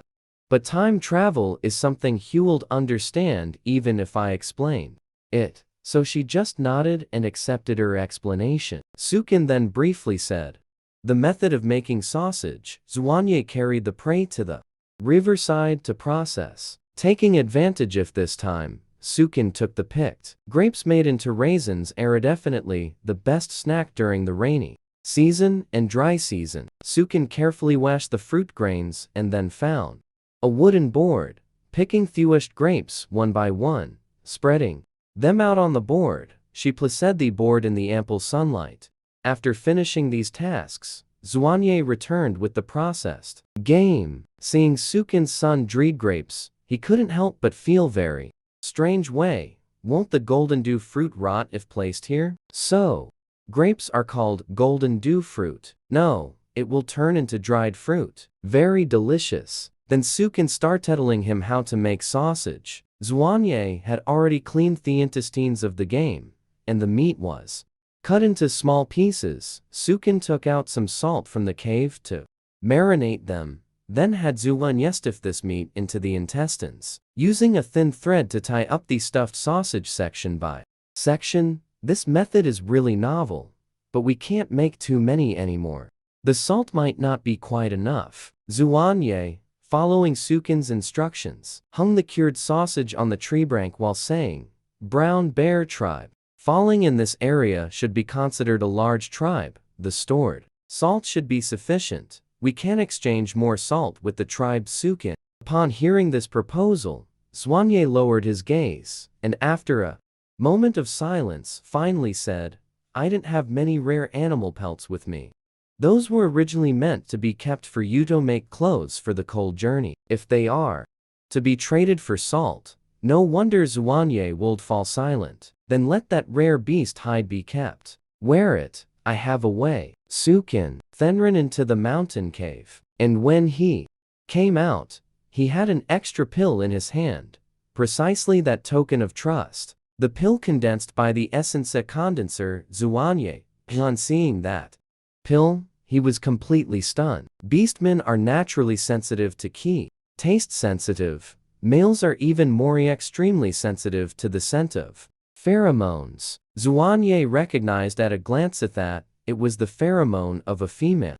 I have also heard that some priests of large tribes can condense the pheromones of high-ranking females into pills, but being able to make such medicine, the pill can only be high-level priest's pheromone. Where did you get the pill from? Zunyanizes instantly turned serious. Could it be that the little Femel's father is a priest? But upon second thought, it seems unlikely, as priests hold a lofty status. Even if the father died early, his children cannot possibly be sold by the tribe to the wandering beast. Sukin saw Zuanyi's seriousness and also endured. Can't help but feel nervous, but he is her partner, the most trustworthy person in this world. That is my pheromone. The congealed her pondered for a moment and confessed frankly. Zuanye, hearing her words, was even more shocked. He picked up that pill, took it close and sniffed it, his face full of shock as he looked at Sukin. Sukin's pheromone he recognized, this pill in his hand. Clearly, it's her pheromones, but she is only a first-ring female. How could she condense such pure pheromones? Could he be a priest? But this idea is even less reliable. Priests have always only been male, they cannot be female. Sukin knew that it might be impossible to explain the system's matter to him clearly for the time being, so she handed the pheromone condenser to Zuanye. This thing can condense pheromones into pills. As for how it works, I'm not clear about it either. It was also by chance that I obtained the pheromone condenser. Its exterior is just an ordinary wooden box. Zunia took it and turned it over and over. I checked several times, seeing that I didn't believe Sukin had taken the wooden box. She demonstrated once in front of his iced condensation of pheromones from the wood. When taking out the freshly solidized pill from the box and handed it to Zuanye, he finally believed what Skin had said. Zuanye looked nervous. Looking around, besides me, who else knows about this? Zuanye lowered his voice and asked. Sukin shook his head, saying nothing. When you used it to McKeith pills, did you feel any discomfort anywhere? Zuanye asked worriedly. Sukin shook her head. Said, it's not uncomfortable, but currently, it seems only one can be produced each day. Zuanye, hearing her words, widened his eyes. One day can produce one pheromone apple. This is more than just a bit stronger than the efficiency of the pheromone pills made by the priests. How much salt can be exchanged? Swin asked Zuanye, who once again brought the pheromone pill close to his nose and sniffed, able to confirm that pill. The efficacy is at least above that of the pheromones of the three-ring females, at least 5 large pottery jars for the ORCs on land. Salt. It is a very precious resource. Land beastmen every year will bring several carts of prey to the seaside to exchange for salt, with aquatic beastmen can only exchange for 10 large pottery jars of salt. 5 large pottery jars is half a year's salt supply for a tribe. This time widened eyes. It's Sukin. So this little thing is actually so valuable. And outside the cave, a pair of brown cat ears twitched then. He quietly left. The next day, Sukin was awakened by noises outside the cave. Sukin rubbed his blearies and got up from the animal skin. She slowly sat up, hearing a clamor-off noise coming from outside, then rose and walked towards the cave entrance, seeing Zuanye already standing there. Outside the cave, with a cold, stern and sullen expression, stands Zuanye. Opposite him stands a group of male beastmen from the Brown Bear tribe, with the one at the very front. It was precisely the leader of the Brown Bear tribe, Zuanye, who said to the chieftain, with a face full of displeasure, "We entered the tribe only after obtaining Luo Chuan's agreement. Now saying the tribe disagrees with me living here, what does this mean?" Sukin heard this and couldn't help but be stunned. These beastmen actually came to drive them away. I never agreed to let you live in the tribe. The Brown Bear Kieftin looked at Zuanye and said, now that the rainy season is about Toriv, plus Sukin's injuries have not yet healed, being driven out of that tribe. Now, their situation is definitely, it's not good. So is this about driving us away? Zuanye asked coldly. The clan leader waved his hand, saying, the rainy season is about to arrive. I also don't want to see females in the rainy season and wandering beastmen. Drifting outside, the brown bear clan leader paused for a moment, then said, "Tribe, there is a rule that we don't accept stray beastmen, but since the little female is injured, we cannot be too harsh on you. You can continue to stay in that tribe, but there is a condition." Zuanya's dark red eyes narrowed dangerously as the clan leader mentioned. At that moment, a cold glint flashed in his eyes as he looked sharply at the clan leader. "Since the little female has pheromones, she should be given to the tribe. Drop some information." Suwan, espayment for living in the tribe. Sukin was stunned for a moment when he heard this. It seems it was from Yester. When she took out the pheromone pill, she was spotted by a nearby beastman who reported it to the clan leader. They clearly intended to take advantage for free.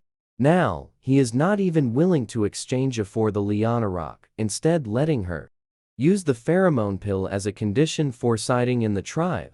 One pheromone pill. How rare the pheromone pill is, Theklan leader couldn't possibly not know. How could we have a pheromone pill? Even if we did, would it be for the sake of living down here means you can just take it out? The cost of living in this tribe is way too high, isn't it? The clan leader looked at Zuanya's indifferent attitude. The 4 beast rings on the arm glinted coldly in the sunlight. The clan leader's beast rings also numbered 4, but if compared to Zuanya's fighting alone, he knew his chance of winning weren't great after all. Zuanya's beast form was a poisonous scorpion, and he could even use venom, but today Heaven brought over a dozen of strongest males from the tribe, including 4 4-ring beastmen. He just didn't believe they couldn't handle. "No, Zuanya. This stray beast we have beast people saw you hiding pheromone pills, in our tribe hiding pheromone. The vegetarian balls are to be severely punished if you hand them over voluntarily. The tribe will not only not punish, but will also let you continue staying in the tribe." Sukin saw through it. This tribal chief was here to openly rob. With such a chief, she had no desire to stay any longer living in this tribe. She was just about to step forward to say she no longer lived here, when suddenly Somion spoke up. "Chief, they are my esteemed guest. What clan rules did they violate? Can you tell me?" Everyone followed the sound and looked. Luo Chuan unknown. "When did he come over?" The clan leader saw Luo Chuan approaching. His face slightly changed. He knew Luo Chuan's status and influence within the tribe. At strength, they dare not easily offend Luo Chuan. They privately hoarded pheromone pills. According to our clan rules, they cannot be in. The tribal chief glanced at Sukan and Zuan Yi and said, Luo Chuan looked at the chief and asked, "Chief, what the clan rules stipulate is, the ORCs in the tribe cannot privately hoard pheromone pills, but they are foreign ORCs, so how can tribal rules be used to restrain them?" The clan leader's expression changed slightly, but thinking of the precious pheromone pills, he still braced himself and said, "No matter what he is, are they not outsiders? Beasts, people, as long as they reside in our tribe, they must abide by our clan rules. So the chief says, admit that they are the beastmen living here?" Luo Chuan coldly questioned. The clan leader, questioned by Luo Chuan like this, only then realized his own. He has already fallen into the trap set. If he wants to use the clan rules to punish Sukin, to make her produce her pheromone, it means he admitting they are the beastmen living in the brown bear tribe. Since the chieftain acknowledged they live, now he lets Sukin take it. Releasing pheromone pills also living condition, isn't this self-contradictory? Luo Chuan's voice wasn't loud, but all the beasts present, people could hear it clearly and distinctly. Most of the beastmen were simple-minded, and before Luo Chuan raised his question, no one thought there was anything wrong with what the clan leader said. If there's an issue, hearing Luoquan say this, I then realized the clan leader's words were self-contradictory. The clan leader took a deep breath, barely forcing out a faint smile. There might be some misunderstanding. The rainy season is about to start. The little female Alcedo isn't need to leave the tribe, just stay Down with this attitude change. It's way too fast. Luo Chuan, just a few words. And he had the clan leader completely under control. It's clear Luo Chuan is in the tribe. The status here is no longer needed.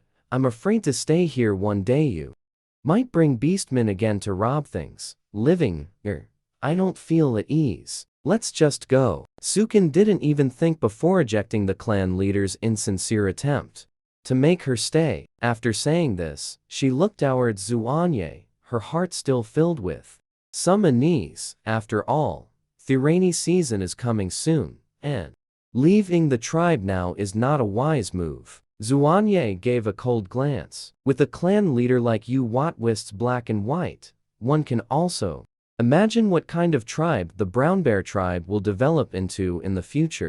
Down, even if you beg us to stay, we won't stay. He turned his head to look at Sukin. Let's go. Zuanye's voice was low and firmly. Sukin felt a warmth in his heart and nodded. The clan leader's face turned ashen, yet he could find no words to refute him, only able to turn to Luo Chuan cast a pleading glance to the side. Although the clan leader didn't know how Sukin obtained the pheromone pill, at least she.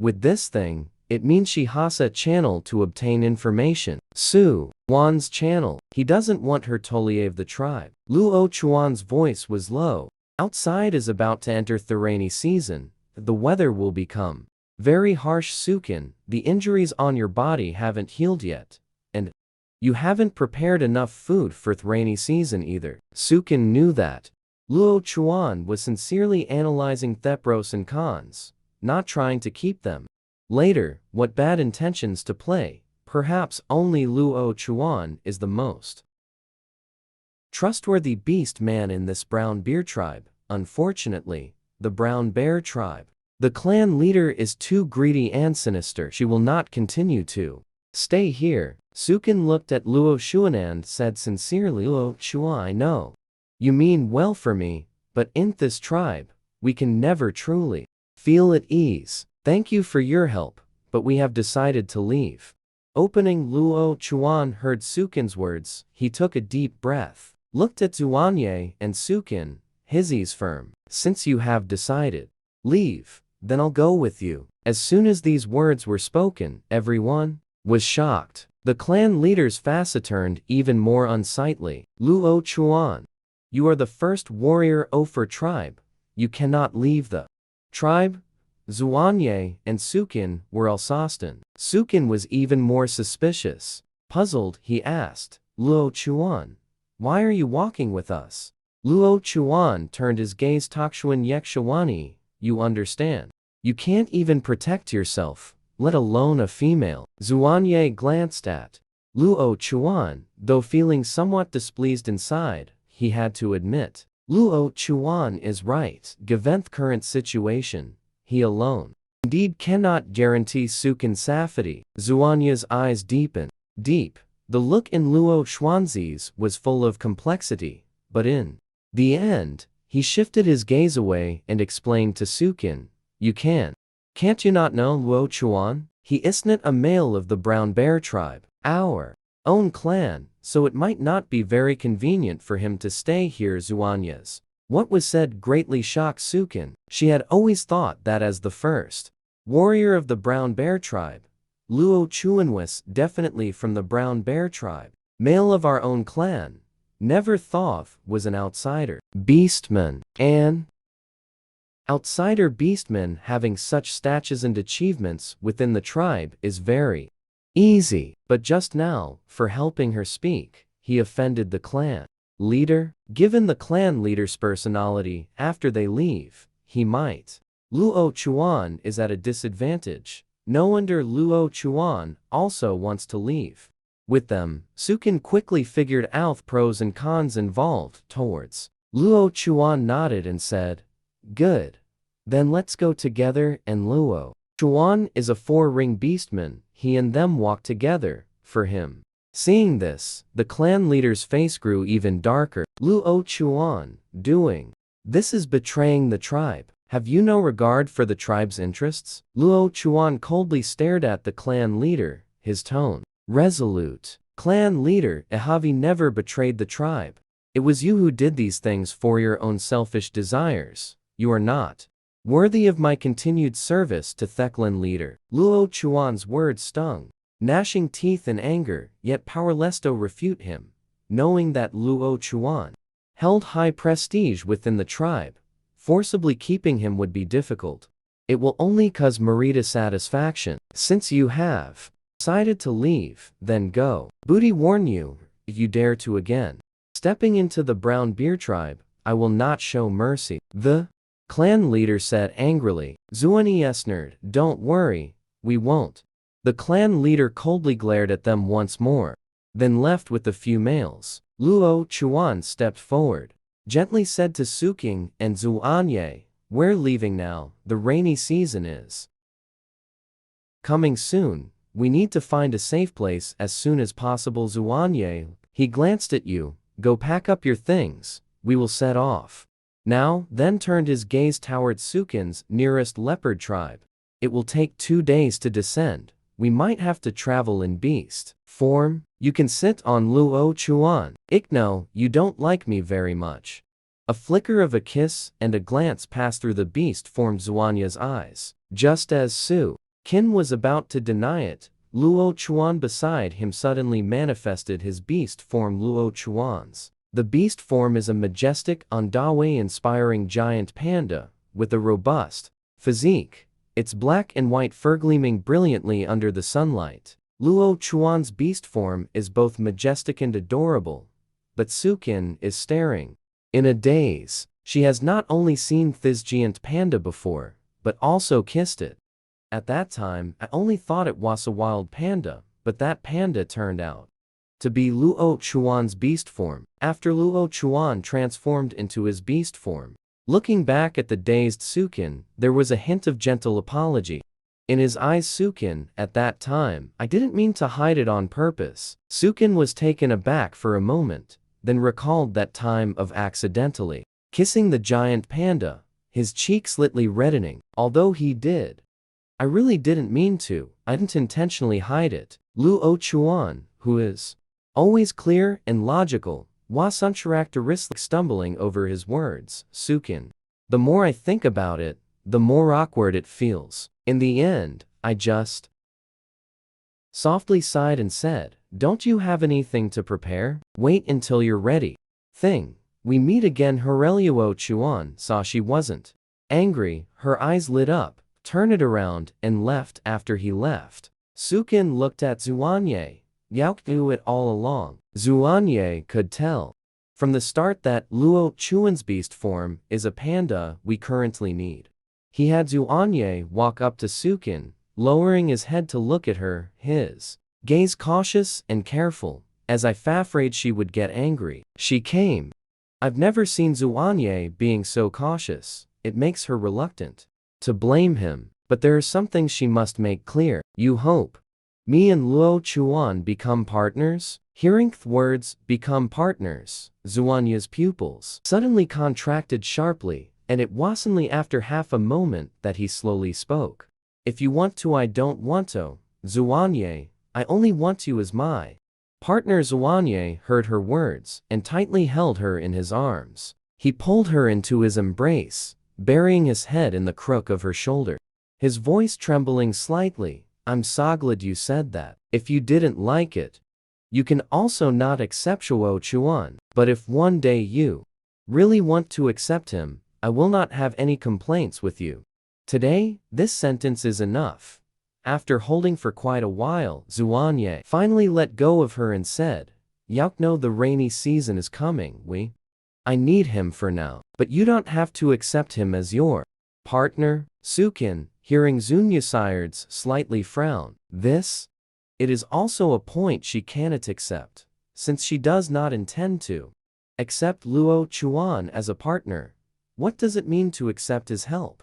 What's going on? How is this Anna different from a trashy woman who treats suitors as backups? No, since I have no intention of making him my partner and asking him for help again, isn't this just taking advantage of him? Sukin disagrees with Shawani's proposal. This is his own will.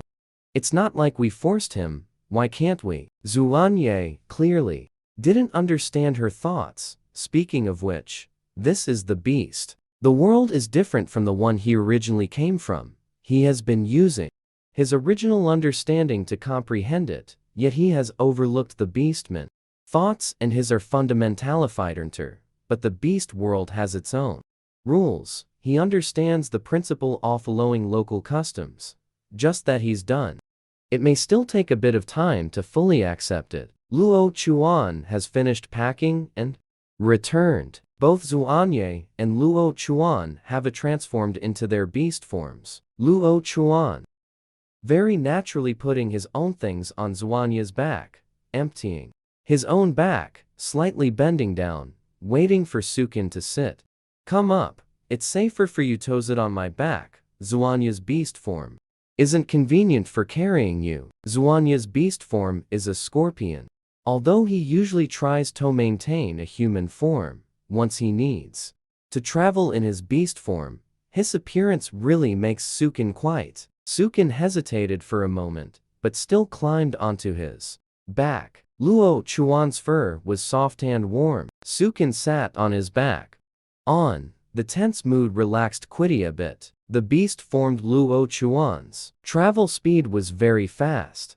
Butha's posture remained steady all along. Sukin didn't feel any bump at all. If you're tired, you can sleep for a while. I won't let you fall. Luo Chuan. Suddenly, Sukin, who was aurididracy and on the verge of sleep, upon hearing this, responded with a nasal sound, and then lay down on his body. On the sleeping, Zuanye, who had been following all along, saw that Sukin had fallen asleep, then dared to catch up to Luoquan's side. The little female doesn't like him. The beast form could only follow them from a bit farther away. Do you know the chief of the leopard tribe? Zuanye asked. They and the eagle tribe. Falling into discord, they need the four-ring beastmen to join their tribe, the eagle tribe. Zuanye's dark red eye color deepens. Deep, no longer speaking. Theron in silence for a while. Luo Chuan couldn't hold back any longer and asked, how could Sukin have pheromone pill? Zuanye looked deeply at Luoquan and said, if you want to stay by her side, then don't ask so much that I can tell you. Yours is, she has the ability to produce one pheromone pill a day. Luo Chuan, hearing this, widened his eyes, his face full of shock.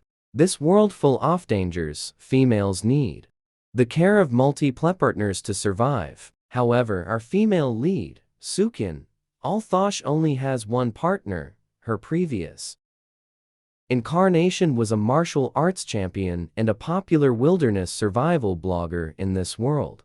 It is precisely the place where she can fully display her skills. The rainy season is about to arrive soon, and if we don't hurry to stockpile food, it will be very difficult to get through. As Sukin's only companion, Zuanye obviously fared some setbacks when the two of them sought refuge with the Brown Bear tribe and got to know the Brown Bear tribe. First warrior Luo Chuan never expected Luo Chuan's beast form to actually be Sukin's favorite giant panda due to the tribal chief's miss. According to the requirements, Luo Chuan left the Brown Bear tribe for Zhu King, although Luo Chuan diddled this for Zhu King. However, Zuanye, I do not wish for Luo Chuan to become Sukin's partner. Continuing from the previous passage, the three of them were on their way to the Leopard tribe's territory when Sukin was struck by a formation. The aroma of rice wafted through the air, waking me. Opening my eyes, I saw two people cooking with bamboo tubes, each grain distinct. Luo Chuan looked up at Sukin and smiled. Open your mouth, wake up, you can eat it right away. Sukin sat down beside Luo Chuan, watching him cook the fruit, full of curiosity. I heard that the lily fruit grows in the edge of a cliff. Did you pick a lot? Luo Chuan nodded in response. I brought quite a few, it should be enough. You eat for a good while, he said, as heaping the bamboo tube, fanned it a few times to let it cool slightly, then handed it to Sukin. It's still a bit hot, eat Be careful. When Sukin looked at Xuanye, seeing that he seemed to have no opinion about Luo Chuan actions, she could put it into her food. Everything was prepared by Xuanye. How come it has now been changed to Luo Chuan? Luo Chuan not only cooked the fruit grains, but also grilled meat for her, Sukin. After finishing, she was slightly and sincerely thanked Sukin, who was not a true female of the beast world, for the kindness from a non-partner male. Fa calmly accepted that she was pondering how to repay Luo Chuan. Suddenly remembered the pheromone pill, took out one and handed it towards Luo Chuan. You thought Luo Chuan would be polite, but he smiled and accepted the pheromone pill. Zuan Yi didn't say this thing. Is it that rare? How come Luo Chuan doesn't seem to think it's anything special? How could you be bought over with just one meal? I'll make that for you. So many meals, and I've never seen you think me so much. Duanya's tone carried a hint of teasing, his dark red eyes seeming to hold something he couldn't understand. His emotions were all because she gave Luo Chuan a pheromone pill. His reaction was unexpectedly so intense. I still have pheromone pills, do you want? I'll give you however much you want. Sukin, worried he might do something irrational, quickly said, I don't want that thing, I want you. Directly comforted by saying, Xuanye placed Sukin on the animal skin mattress, leaned over and gazed at her. Zuan Yi's voice was low. The violent factor in her body is acting up a bit. Upon hearing these words, Sukin finally becomes nervous as she remembers that, once the violent factor becomes agitated, the influence on Xuanye is not small. Since he doesn't like to eat pheromone pills, then he doesn't have to eat them. It's just that the chin is a bit troublesome. Zuan Yi is her partner. This request should be able to satisfy her. Sukin bit down on Xuanya's nape. Having had previous experience, this time the bite was very accurate. Sukin secretly glanced at Luo Chuan not far away, seeing his expression calm. Lowering his eyes to work, he finally breathed a sigh of relief. Luo Chuan must have also experienced the torment of the violent factor. Household understand that he was merely trying to soothe. At this moment, Luo Chuan appeared calm on the surface, but his hands had long been clenched tight, the veins on his wrists bulging. As evening approached, they arrived. The leopard tribe's location is even more concealed than the brown bear tribes, and it appears more prosperous. The tribe's edge has tall, the large stone wall, clearly built to defend against external threats. The guards at the tribe's entrance saw them approaching and stepped forward warily. Inquiry, who are you people? Why have you come to our leopard tribe? Xuanye coldly stared at the guard, not answering. Luo Chuan stepped forward, smiling as he explained, we are here to join the tribe. The guard's gaze lingered on Xuanye for a moment. At that moment, a flicker of vigilance flashed in his eyes. Stray beast. Our tribe does not take in stray beasts. Xuanye's gaze instantly turned ice cold. Obviously very dissatisfied with the guard's attitude, Luo Chuan hurriedly blocked in front of him, pointed at Sukin, and said, although she is a stray beastman, but they are already mated. That is, his female. Only then did the guards turn their gaze to Sukin, seeing the bracelet on her wrist, wearing a white beast ring, yet there is only one mate beast mark on the body. It turns out to be the mate of that four-ringed wandering beast, only a female. His partner is a four-ringed stray beast, which forces them to be cautious in dealing with Luo Chuan, who subtly blocks the other's view of. Sukin's gaze said, if you cannot decide to let us in, you can ask the clan leader to come over. The guard listened to Luo Chuan. The proposal, as if suddenly realizing, immediately had an ORC run to notify the chieftain. The leopard tribe chieftain Sanuo is very young, is the four-ring beastman. He caught sight of Sukin at a glance, and with just that one look, found it somewhat hard to tear his gaze away. Luo Chuan saw Sanwo's figure, without the mark of the beast, Hecamli took a step forward, blocking his line of sight towards Sukin and said, "We want to join the leopard." The gaze of the Sanuo tribe's Kiefanli fell upon Luo Chuan, and seeing that he bore no beast mark of a bonded mate, He couldn't help but raise an eyebrow in surprise. "For the panda beast before my eyes, Theamin is one of the small female's companions. It seems they are still in the pursuit stage, only the female has not accepted yet." The patriarch Sanwo's face had a friendly smile. Turning his body slightly, he looked in the direction of Zuanye and Sukin and said, "Since you're here to join the leopard tribe, we are very welcome." Zuanye was not happy because of Sanwo's words, on the contrary. And with a glance at his neck, which bore no mate's beast mark, his gaze darkened. He had taken a liking to his own little female. After Luo Chuan saw the look in Sano's eyes when he looked at Sukin, his thoughts aligned with Zuanye's, and instinctively heightened his vigilance. He also didn't expect joining the tribe to go so smoothly this time. He didn't even get to use the pheromone pills prepared as a meeting gift for Sanuo. The three followed Sanwinto, the leopard tribe. The tribal chief Sanuo led them to a wooden hut and said, "The wooden house is unoccupied. You can stay here temporarily." That wooden house looks exquisite, and does not seem to have been vacant for long. The appearance seems as if it was intentionally left waiting for someone to live in. Luo Chuan looked toward the not too distant, most grandly and solidly built wooden house. Asked, "Presumably that is their residence of the clan leader, right?" Sanuo, hearing Luo Chuan's question, nodded. "Indeed, it is my residence. Currently, I'm the only one living here. If the female has any needs, feel free to find me anytime. My name is Sane Wakshawani." Upon hearing this, he couldn't help but frown. "Are there any other empty rooms? Luo Chuan isn't mated yet. It wouldn't appropriate for us to share a cabin. If it's convenient for Chief Sainu, Luo Chuan can also stay at your place if there are no empty rooms left. I don't object to the little female stay at my place, but I'm noticed to living with males." Sanuo noticed Zuanye's hostility towards him, but only smiled slightly. A smile, Zuanye slightly narrowed his eyes, staring at Sanuo. "My female is taken care of by me. No need for outsiders to interfere." Sukin detected. When Zuanye had hostility towards the clan leader, she smiled and thanked Sanuo. After all, they had just arrived at the tribe and he provided them with a wooden house to live in.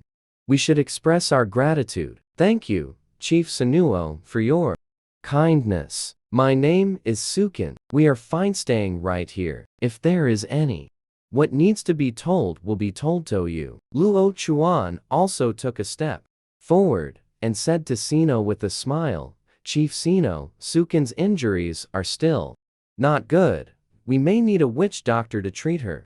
Sanuo nodded, his gaze shifting between Sukin and Luo Chuan. "Since that's the case, you all settle down first. I'll have the witch doctor come over tomorrow to treat female Sukin after Sanuo leaves." Zuanye brought Sukin and Luo Chuan into the wooden house. "This place isn't suitable for long-term stay. We need to find a new place and move out as soon as possible." Zuanye, looking at the interior decoration, he said, "Why isn't this house always empty?" Sukin was full of doubt. Since the cabin is empty, where she doesn't understand Wish can't spend the rainy season. Here, the rainy season is coming soon. Then go find a cabin or build one. Wooden house will only receive time to prepare prey before the rainy season. Here is the house-ish prepared for her future female. Do you want to form a partnership with Sainu? Zuanye slightly narrowed his eyes, looking at her. Sukin was extremely surprised to hear this, shaking her head desperately. "I don't want to form a mating pair with him. In the leopard tribe, capable males will prepare a separate small wooden house for the female for convenience in the future." Alone with the female, Luo Chuan saw that Sukin didn't understand, so he explained. Only then did Sukin suddenly realize However, he wanted Luo Chuan and Zuanye too. Living in this solitary little wooden cabin, Sukin felt somewhat awkward. Again, seeing Sukin hanging his head and scratching the wooden floor with his toes. Bored, Luo Chuan suddenly said, "The rainy season is coming soon, we'll go out hunting at night and switch with Shawani during the day, so our efficiency, the rate could be higher." Sukin suddenly raised his head to look at Luo Chuan, never expecting him to make a suggestion. If we do as he says, it can indeed avoid the awkwardness of three people living together, but night hunting is not easy. Luo Chuan's suggestion holds no benefit for her. Zuanye also turned his gaze towards Shin, lightly raised an eyebrow, as if asking if Luo Chuan was ready to set off for the hunt. Before leaving, he took a deep. She glanced at Sukin, then turned and left the wooden hut. Sukin watched Luo Chuan's departing figure, a tumult of emotions swirling in her heart. Zuanye walked over and said, "You must be tired after today's on the road. Go to bed early. Soon." Zuanye's even breathing could be heard. It seems Zuanye is also tired. Sukin slept a lot during the day on Luo Chuan's back, so now, having Nosley penis, she began to ponder how can I awaken the system? With adding, the system appeared. I was just wondering if it was because of the system I was thinking about in my heart just now. Sighs. A line of text appears on the system interface. Host Sukin successfully soothed the 4-ring Biast Mankwini, gaining 1 lottery draw chance. System error every time Adelaide. Adding 1 lottery chance as compensation. System interface shows that again. Familiar roulette wheel. Her gaze was drawn to a glistening option. On it was written, "Space storage bag, no need to use." Reading the manual, she seemed to understand what this was. She picked up the dart again and went out just as dart was about to stop in mid-air. The moment the storage bag was taken, the turntable speed suddenly increased. The marker landed in another grid. "Congratulations, host. You have obtained a high level." The medical package quickly. Second draw begins. Sukin once again aims at the spatial storage bag. This time, the turntable does not suddenly accelerate again. She successfully threw and hit the space storage bag, and these 2 items also appeared in her hand. Because it was nighttime, Sukin didn't examine them carefully. Look, just casually stuffed them into a beast skin bag. The next day, just as the sky began to lighten, Sukin woke up, and upon waking discovered Zuanye, who was beside him, was gone. Luo Chuan, who had gone out hunting, hadn't returned either. Sukin didn't see Zuanye and felt somewhat panicked in his heart, anxious. Busy going out to look for Sukin, walking and shouting Zuanye. But there is no response. Suddenly in the woods come several ORCs. Mocking voices, ignorant things. Not even beast rings awakened yet. Trying to snatch prey. Sukin heard the mocking laughter. Cautiously, she walked towards the direction sound came from, and hid behind a nearby bush. She saw several leopard tribe males surrounding a thin, weak figure. That youth surround in the middle, thin and slender in build, red long hair draped over their shoulders, no beast on the arms. Ring, probably hasn't awakened yet. A yellow-furred ORC sneered at the youth, saying, "Since it's your first offense, we won't hold it against you. Compare, you go, the prey belongs to us." The youth suddenly raised his head, a pair of pale green eyes icy cold. "This is my own. The prey I've already hunted. Why should I give it to you? Looking for death. A useless person without a beastring. Who would believe this prey is yours?" "I want to find Chief Sanuo," the young man said. But at the mention of Sanuo, the few ORCs showed no fear at all. Instead, they began to laugh recklessly. "Ha ha ha." They laughed mockingly. "Ha ha ha. You still want to find the chief? Do you think the chief would believe that a good-for-nothing without a beast ring could hunt any prey? Even if you go find the clan leader won't help you. If you know what's good for you, then get lost quickly. Don't force us to make a move, kid. The pale green eyes radiated a kill. This is my prey. As soon as these words left his mouth, the faces of several ORCs instantly changed. Fierce, you good for nothing, truly seeking death, yellow-haired beast. The man roared loudly, leading the charge and rushing forward. The youth swiftly dodged, his hands. The bone knife slashed like lightning towards the yellow-furred ORC's arm. Blood immediately flowed out. The yellow-furred ORC roared in fury. Trans, having taken on beast form, that was a robust and sturdy leopard. The other beastmen also revealed their beast forms one after another, all turning toward the youth. The youth pounced and transformed into a black panther, charging towards the attacks of several people, but the opponents were numerous and powerful, and all of it is a beastman who has awakened the beast ring. Soon the black panther was suppressed. The yellow-haired beastman reverted to beastman form, covering the bleeding arm, glaring fiercely at the youth. You still dare to hurt me? Feeling like the next moment the blonde ORC is going to kill this frail youth, Sukin finally couldn't help but step out from his hiding place, looking coldly at those few beastmen, his voice clear. Cold. Stop. Several beastmen heard the voice and halted their movements, looking towards Sukin. The next moment, all the beastmen were stunned. They never seen a female with skin so fair. The female has already awakened the beast ring, but on her body there is only one mate, beast mark. These few ORCs have low beast ring levels, and no females are willing to form a bond with them. Yet no, there is actually one who awakens. The pheromone-laden female suddenly appears before them, and there is no mated male by her side to protect her. Seeing this, the yellow-furred beastman, the expression instantly turned obsequious, kneeling on one knee as he said, "This beautiful female, I am willing to give you the prey I have hunted. Are you sure this prey was hunted by you, and not snatched from it?" Sukin's voice was icy as he hissed the yellow-furred beastman. He froze instantly, the ingratiating injectspecious on his face momentarily. Unable to retract, he stood there gaping, at a loss for how to respond. Sukin glanced at the young man laying on the ground, still gasping for breath, and continued, "I saw with my own eyes that you robbed him of his prey. Now, you want to use it to curry favor with me. Truly despicable." The yellow-haired ORC's face flushed brighter, and the other few ORCs were also somewhat.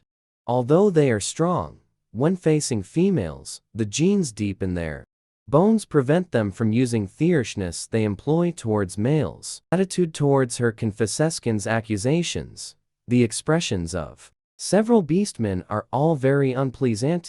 Don't want the prey. This prey is what he hunted should rightfully belong to him. Sukin walked to the young man's side, helped him up, and asked softly, "What is your name?" Young. Year covers the injured shoulder. Pale green eyes scrutinize. Sukin. I am called Shu Ying. Sukin looks at Shu Ying, eyes full of pity. Shu Ying, your injury seem very serious. You need treatment. Shu Ying slightly lowers her head. He knows this sudden out. The strange female now was pitying him, but he did not need a female's sympathy. Shu Ying didn't say another word, got up, and dragged the prey. One of the creature's legs left, and several ORCs saw Shu's shadow leave. They also wanted to follow behind and leave, but were stopped by Sukin. Halt. Where are you going? The few orcs had no choice but to stop in their tracks and looked at her. Sukin then continued, "If you look for him again, trouble, I will tell Chief Sainwo about these." The beastman hurriedly nodded, then parted ways and left Sukin. Suddenly hearing from behind the hurried call came. Sukin turned it around to see it was Luo Chuan. "I went back to the room and didn't see you. It's good that you're okay." Luo Chuan saw Sukin. The tense expression on her face finally relaxed. It's a very dangerous thing for a female Tajit lost in an unfamiliar tribe. "Where's Uanye?" Sukin asked Luoquan, who had turned the entire tribe upside down and finally found her figure, yet the first question he asked was, "Where exactly is Xuanye?" Luoquan's heart at this moment suddenly stung. "Xuanye also went to look for you, let's go back." Sukin walked to his side, and only then noticed that there was fresh blood dripping from the wound on Luo Chuan's arm. Sukin couldn't help but exclaim, "You're injured." Sukin stared intently at the wounded Luo Chuan's arm, suddenly remembering the advanced medical kit drawn from the lottery system last night, and pulled. Putting on Luo Chuan, they headed towards Theududen house. When they returned to the wooden house, Sukin didn't see Xuanye and guessed that he had gone out to look for her and hadn't come back yet. Sukin walked into the house, rummaged through the animal skin bag, and took out a small wooden box. Inside was a small pottery jar containing medicinal powder and ointments and such items. Luoquan widened his eyes, watching Sukin treat his wounds, couldn't help but ask, "Is your father a witch doctor?" Before in the tribe, by chance, he learned a little from the witch doctor. Sukin gave a vague response just at this moment. Xuanye pushed the door open and walked in. "Come in," see Sukin and Luo Chuan, a flicker of complexity in the eyes. "Where did you go? I woke up this morning and didn't see you, so going out to find you." Xuanye's gaze fell on Luo Chuan's injured arm. "If pandas have poor night vision, I can take the night shift. During the hunt, you should get less injured so that this little female doesn't have to bandage his wounds again." Just at that moment, Chief Sanuo brought the witch doctor from the leopard tribe has arrived to treat Sukin's wounds. Sukin had just received a medical kit and was about to try the medicine effect, but since Sanuo brought the witch doctor, she couldn't very well refuse, and could only bear the wound on her shoulder for the witch doctor to examine. The witch doctor of the leopard tribe noticed nothing unusual, and simply applied some herbal medicine before finishing. When Sanyu was about to take the witch doctor away, suddenly called by Sukin, "Chief Sanuo, do you know where Shuing lives?" Upon hearing Jixing's name, Sanuo was stunned. According to what he knows, Shu Yingis, a male who has not yet awakened the beast ring. He thought Sukin likes males with strong combat power. Thinking of this, son, Sanuo immediately became alert and said, "Shuing has just come of age and hasn't awakened the beast ring yet, so he hasn't been assigned a wooden house. Currently without a place to stay, Sukin did not expect Shu Ying to not even have a place to live." Feeling a bit more sympathy for that thin and frail youth. Seeing that Sukin didn't speak anymore, Sanuo breathed a sigh of relief and took the witch doctor away. Yesterday, Xuanye told Sukin that this wooden hut, it was prepared by Sanuo for his future partner, after which he could no longer live here, with peace of mind. He secretly lied aside in his heart, planning to go by himself, building a log cabin in a previous life. "I was a wilderness survival blogger. It's not like I haven't built a log cabin before." Swin asked Xuanye, "Are you going hunting today? Can you take me hunting?" Sukin thought about building a house, but no, the hunting grounds are too dangerous. Xuanye decisively refused. "I will always tightly follow you, Sukin," pleaded. Sukin's moist eyes carried a trace of innocence and anticipation, making it hard for people to refuse, "but you must stay obediently by my side.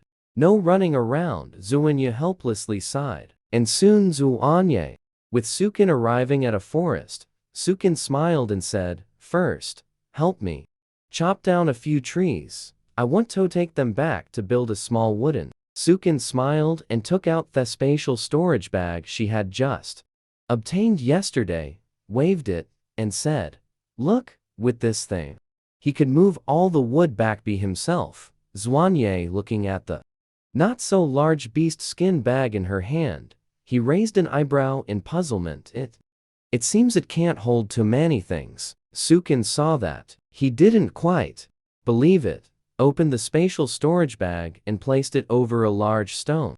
Immediately picked it up with one hand. Sukin then turned the spatial storage bag upside down, and that stone fell out. Xuanye was surprised.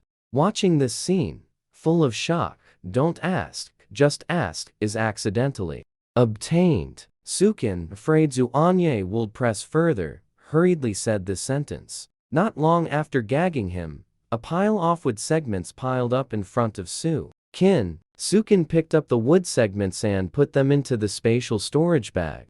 After, just planned to go back to build a house. Zuanye sent Sukin to the tribe's entrance, then continued to go back to hunt. Sukin headed towards the wooden house.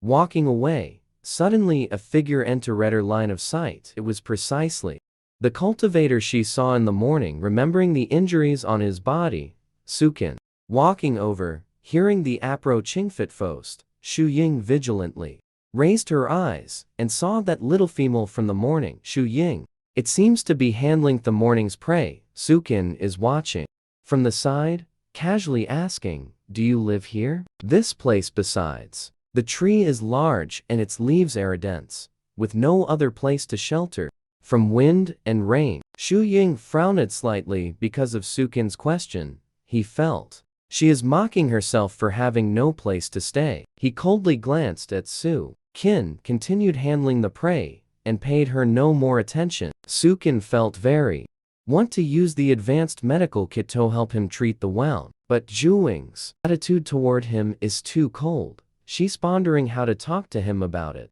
The prey in his hands is almost dealt with. He puts the unwanted entrails into the animal skin bag, planning to take them out of the tribe to discard the intestines. Can you give it to me? I'll trade you a healing potion for it. Sukin suggested that these are not edible. If you want it, just take it. No need to trade. With that said, she didn't even know what excuse to use to ask for his wound medicine. Sukin was just lowering her head thinking of an excuse, when she heard Shu again. Shadow said, these things I'll deliver to your doorstep. Where do you live? The prey shadow hinted has a pretty big head, even if just the intestines were also packed into a large animal skin bag. It makes sense that Shu Ying helped her move them. Sukin's eyes lit up and she immediately nodded.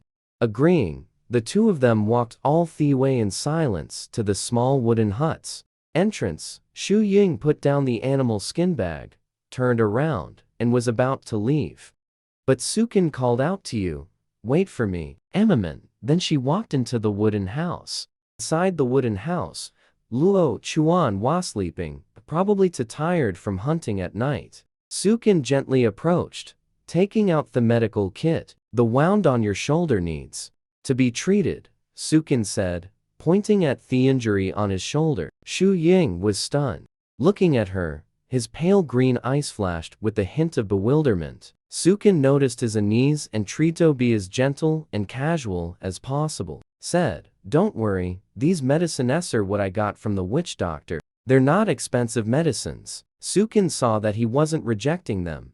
Feeling relieved in my heart, Sukin's technique was very gentle, and soon the wound was taken care of. Shu Ying moved her lips, whispering softly, thank you for seeing Shu Ying. And lowering her head and not speaking, Sukin first opened her mouth to ask, do you know which trees are suitable for building a wooden house? Shu.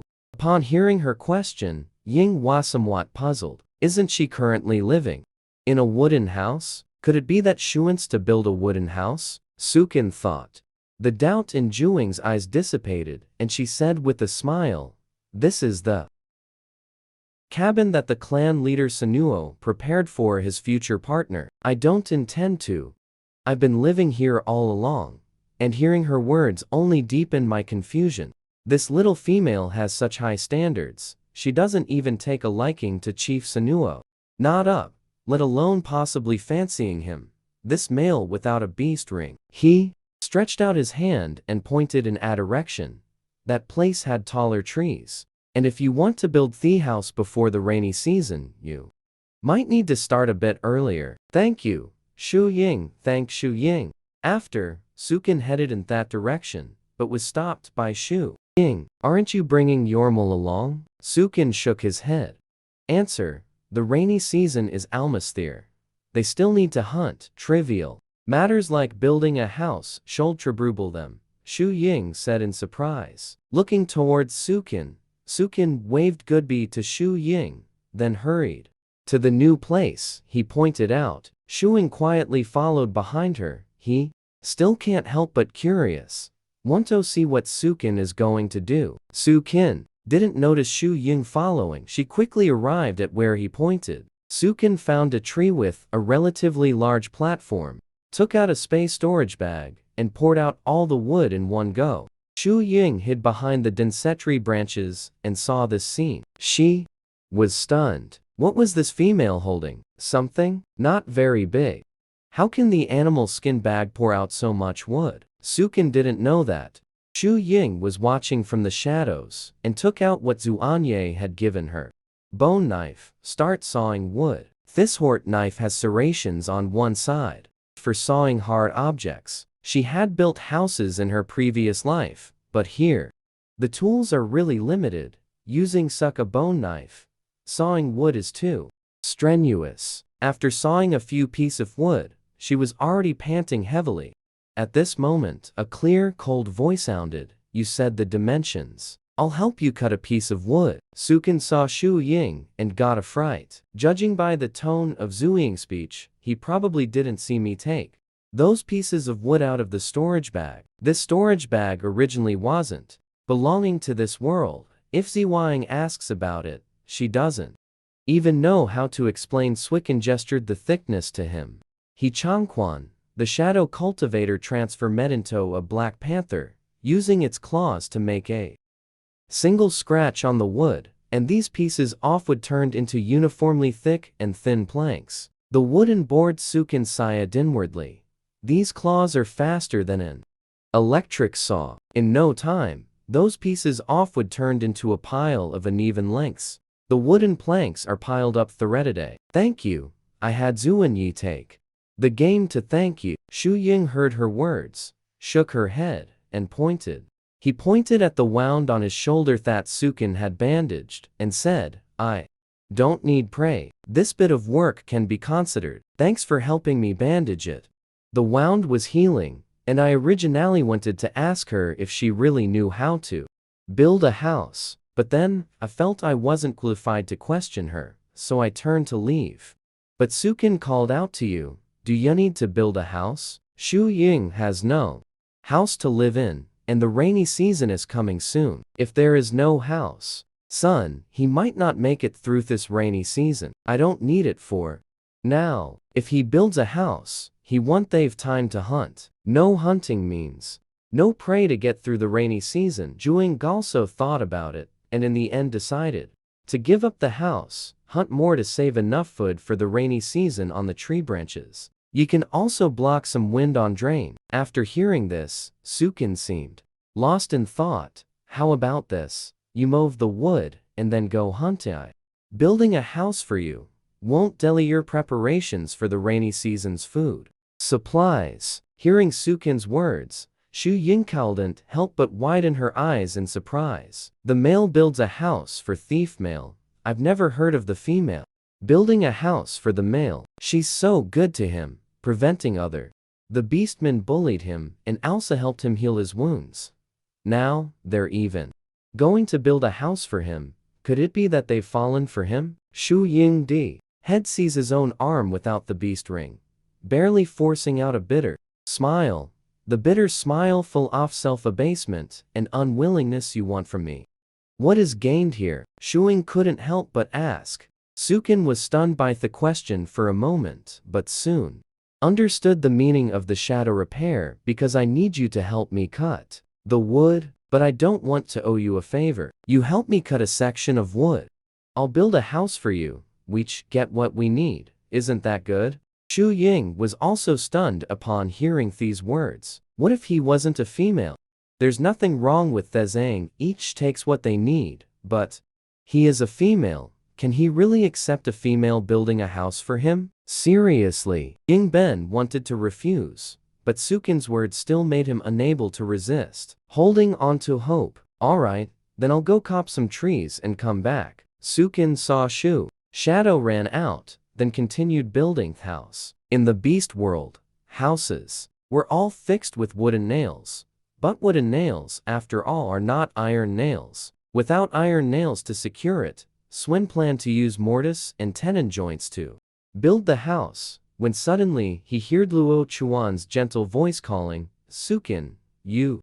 What are you doing?" Luo Chuan looked at wooden boards all over the ground and asked in confusion, "What do you need so many wooden boards for?" "I plan to build a house. You should go get some sleep. You still have to go out at night for hunting." Sukin smiled and replied, "Building houses is not something females can do. Me and Zuanye will do it. You don't need to do these." Luo Chuan slightly frowned, not wanting Sukinto do these jobs. "You and Zuanye both going hunting, there's simply no time to build a house, and besides, all this wood was chopped by Zuanye." Sakshuani also agrees with the little female. "Are you going to build the house yourself?" He looked again at the pile of wooden boards, so much wood. Even I feet was all chopped by Zuanye. She is. "How did you move here?" Suddenly remembering Zuanye told him about Sukin's matter. Don't ask too much. So he suppressed his heart. "I've slept enough today. The remaining time can help you build the house. You tell Meho to build it, don't you worry." "Heart, I'm too bored at home. Building this house is just my way of passing the time." Maybe Sukin just wanted to have fun on a whim. Play. It's not really about building a house, just let her play. "You go get some more sleep. By the time you wake up, I'll be heading back too, just in time. Sending you out to hunt." Luo Chuan heard Sukin's words, "just in time to send you out hunting." His heart suddenly skipped a beat. Is she care about him? She even calculateth time to go back, just to be able to see him off as he goes out hunting. Luoquan takes a deep breath, trying hard, calming the excited mood. "Then I'll go rest." Luo, after Chuan left, Sukin started chiseling the wooden board again. At this time, Shu Ying returned, carrying chopped wood on their back. No storage bag, just relying on an ORC's carrying capacity. "That's all for today."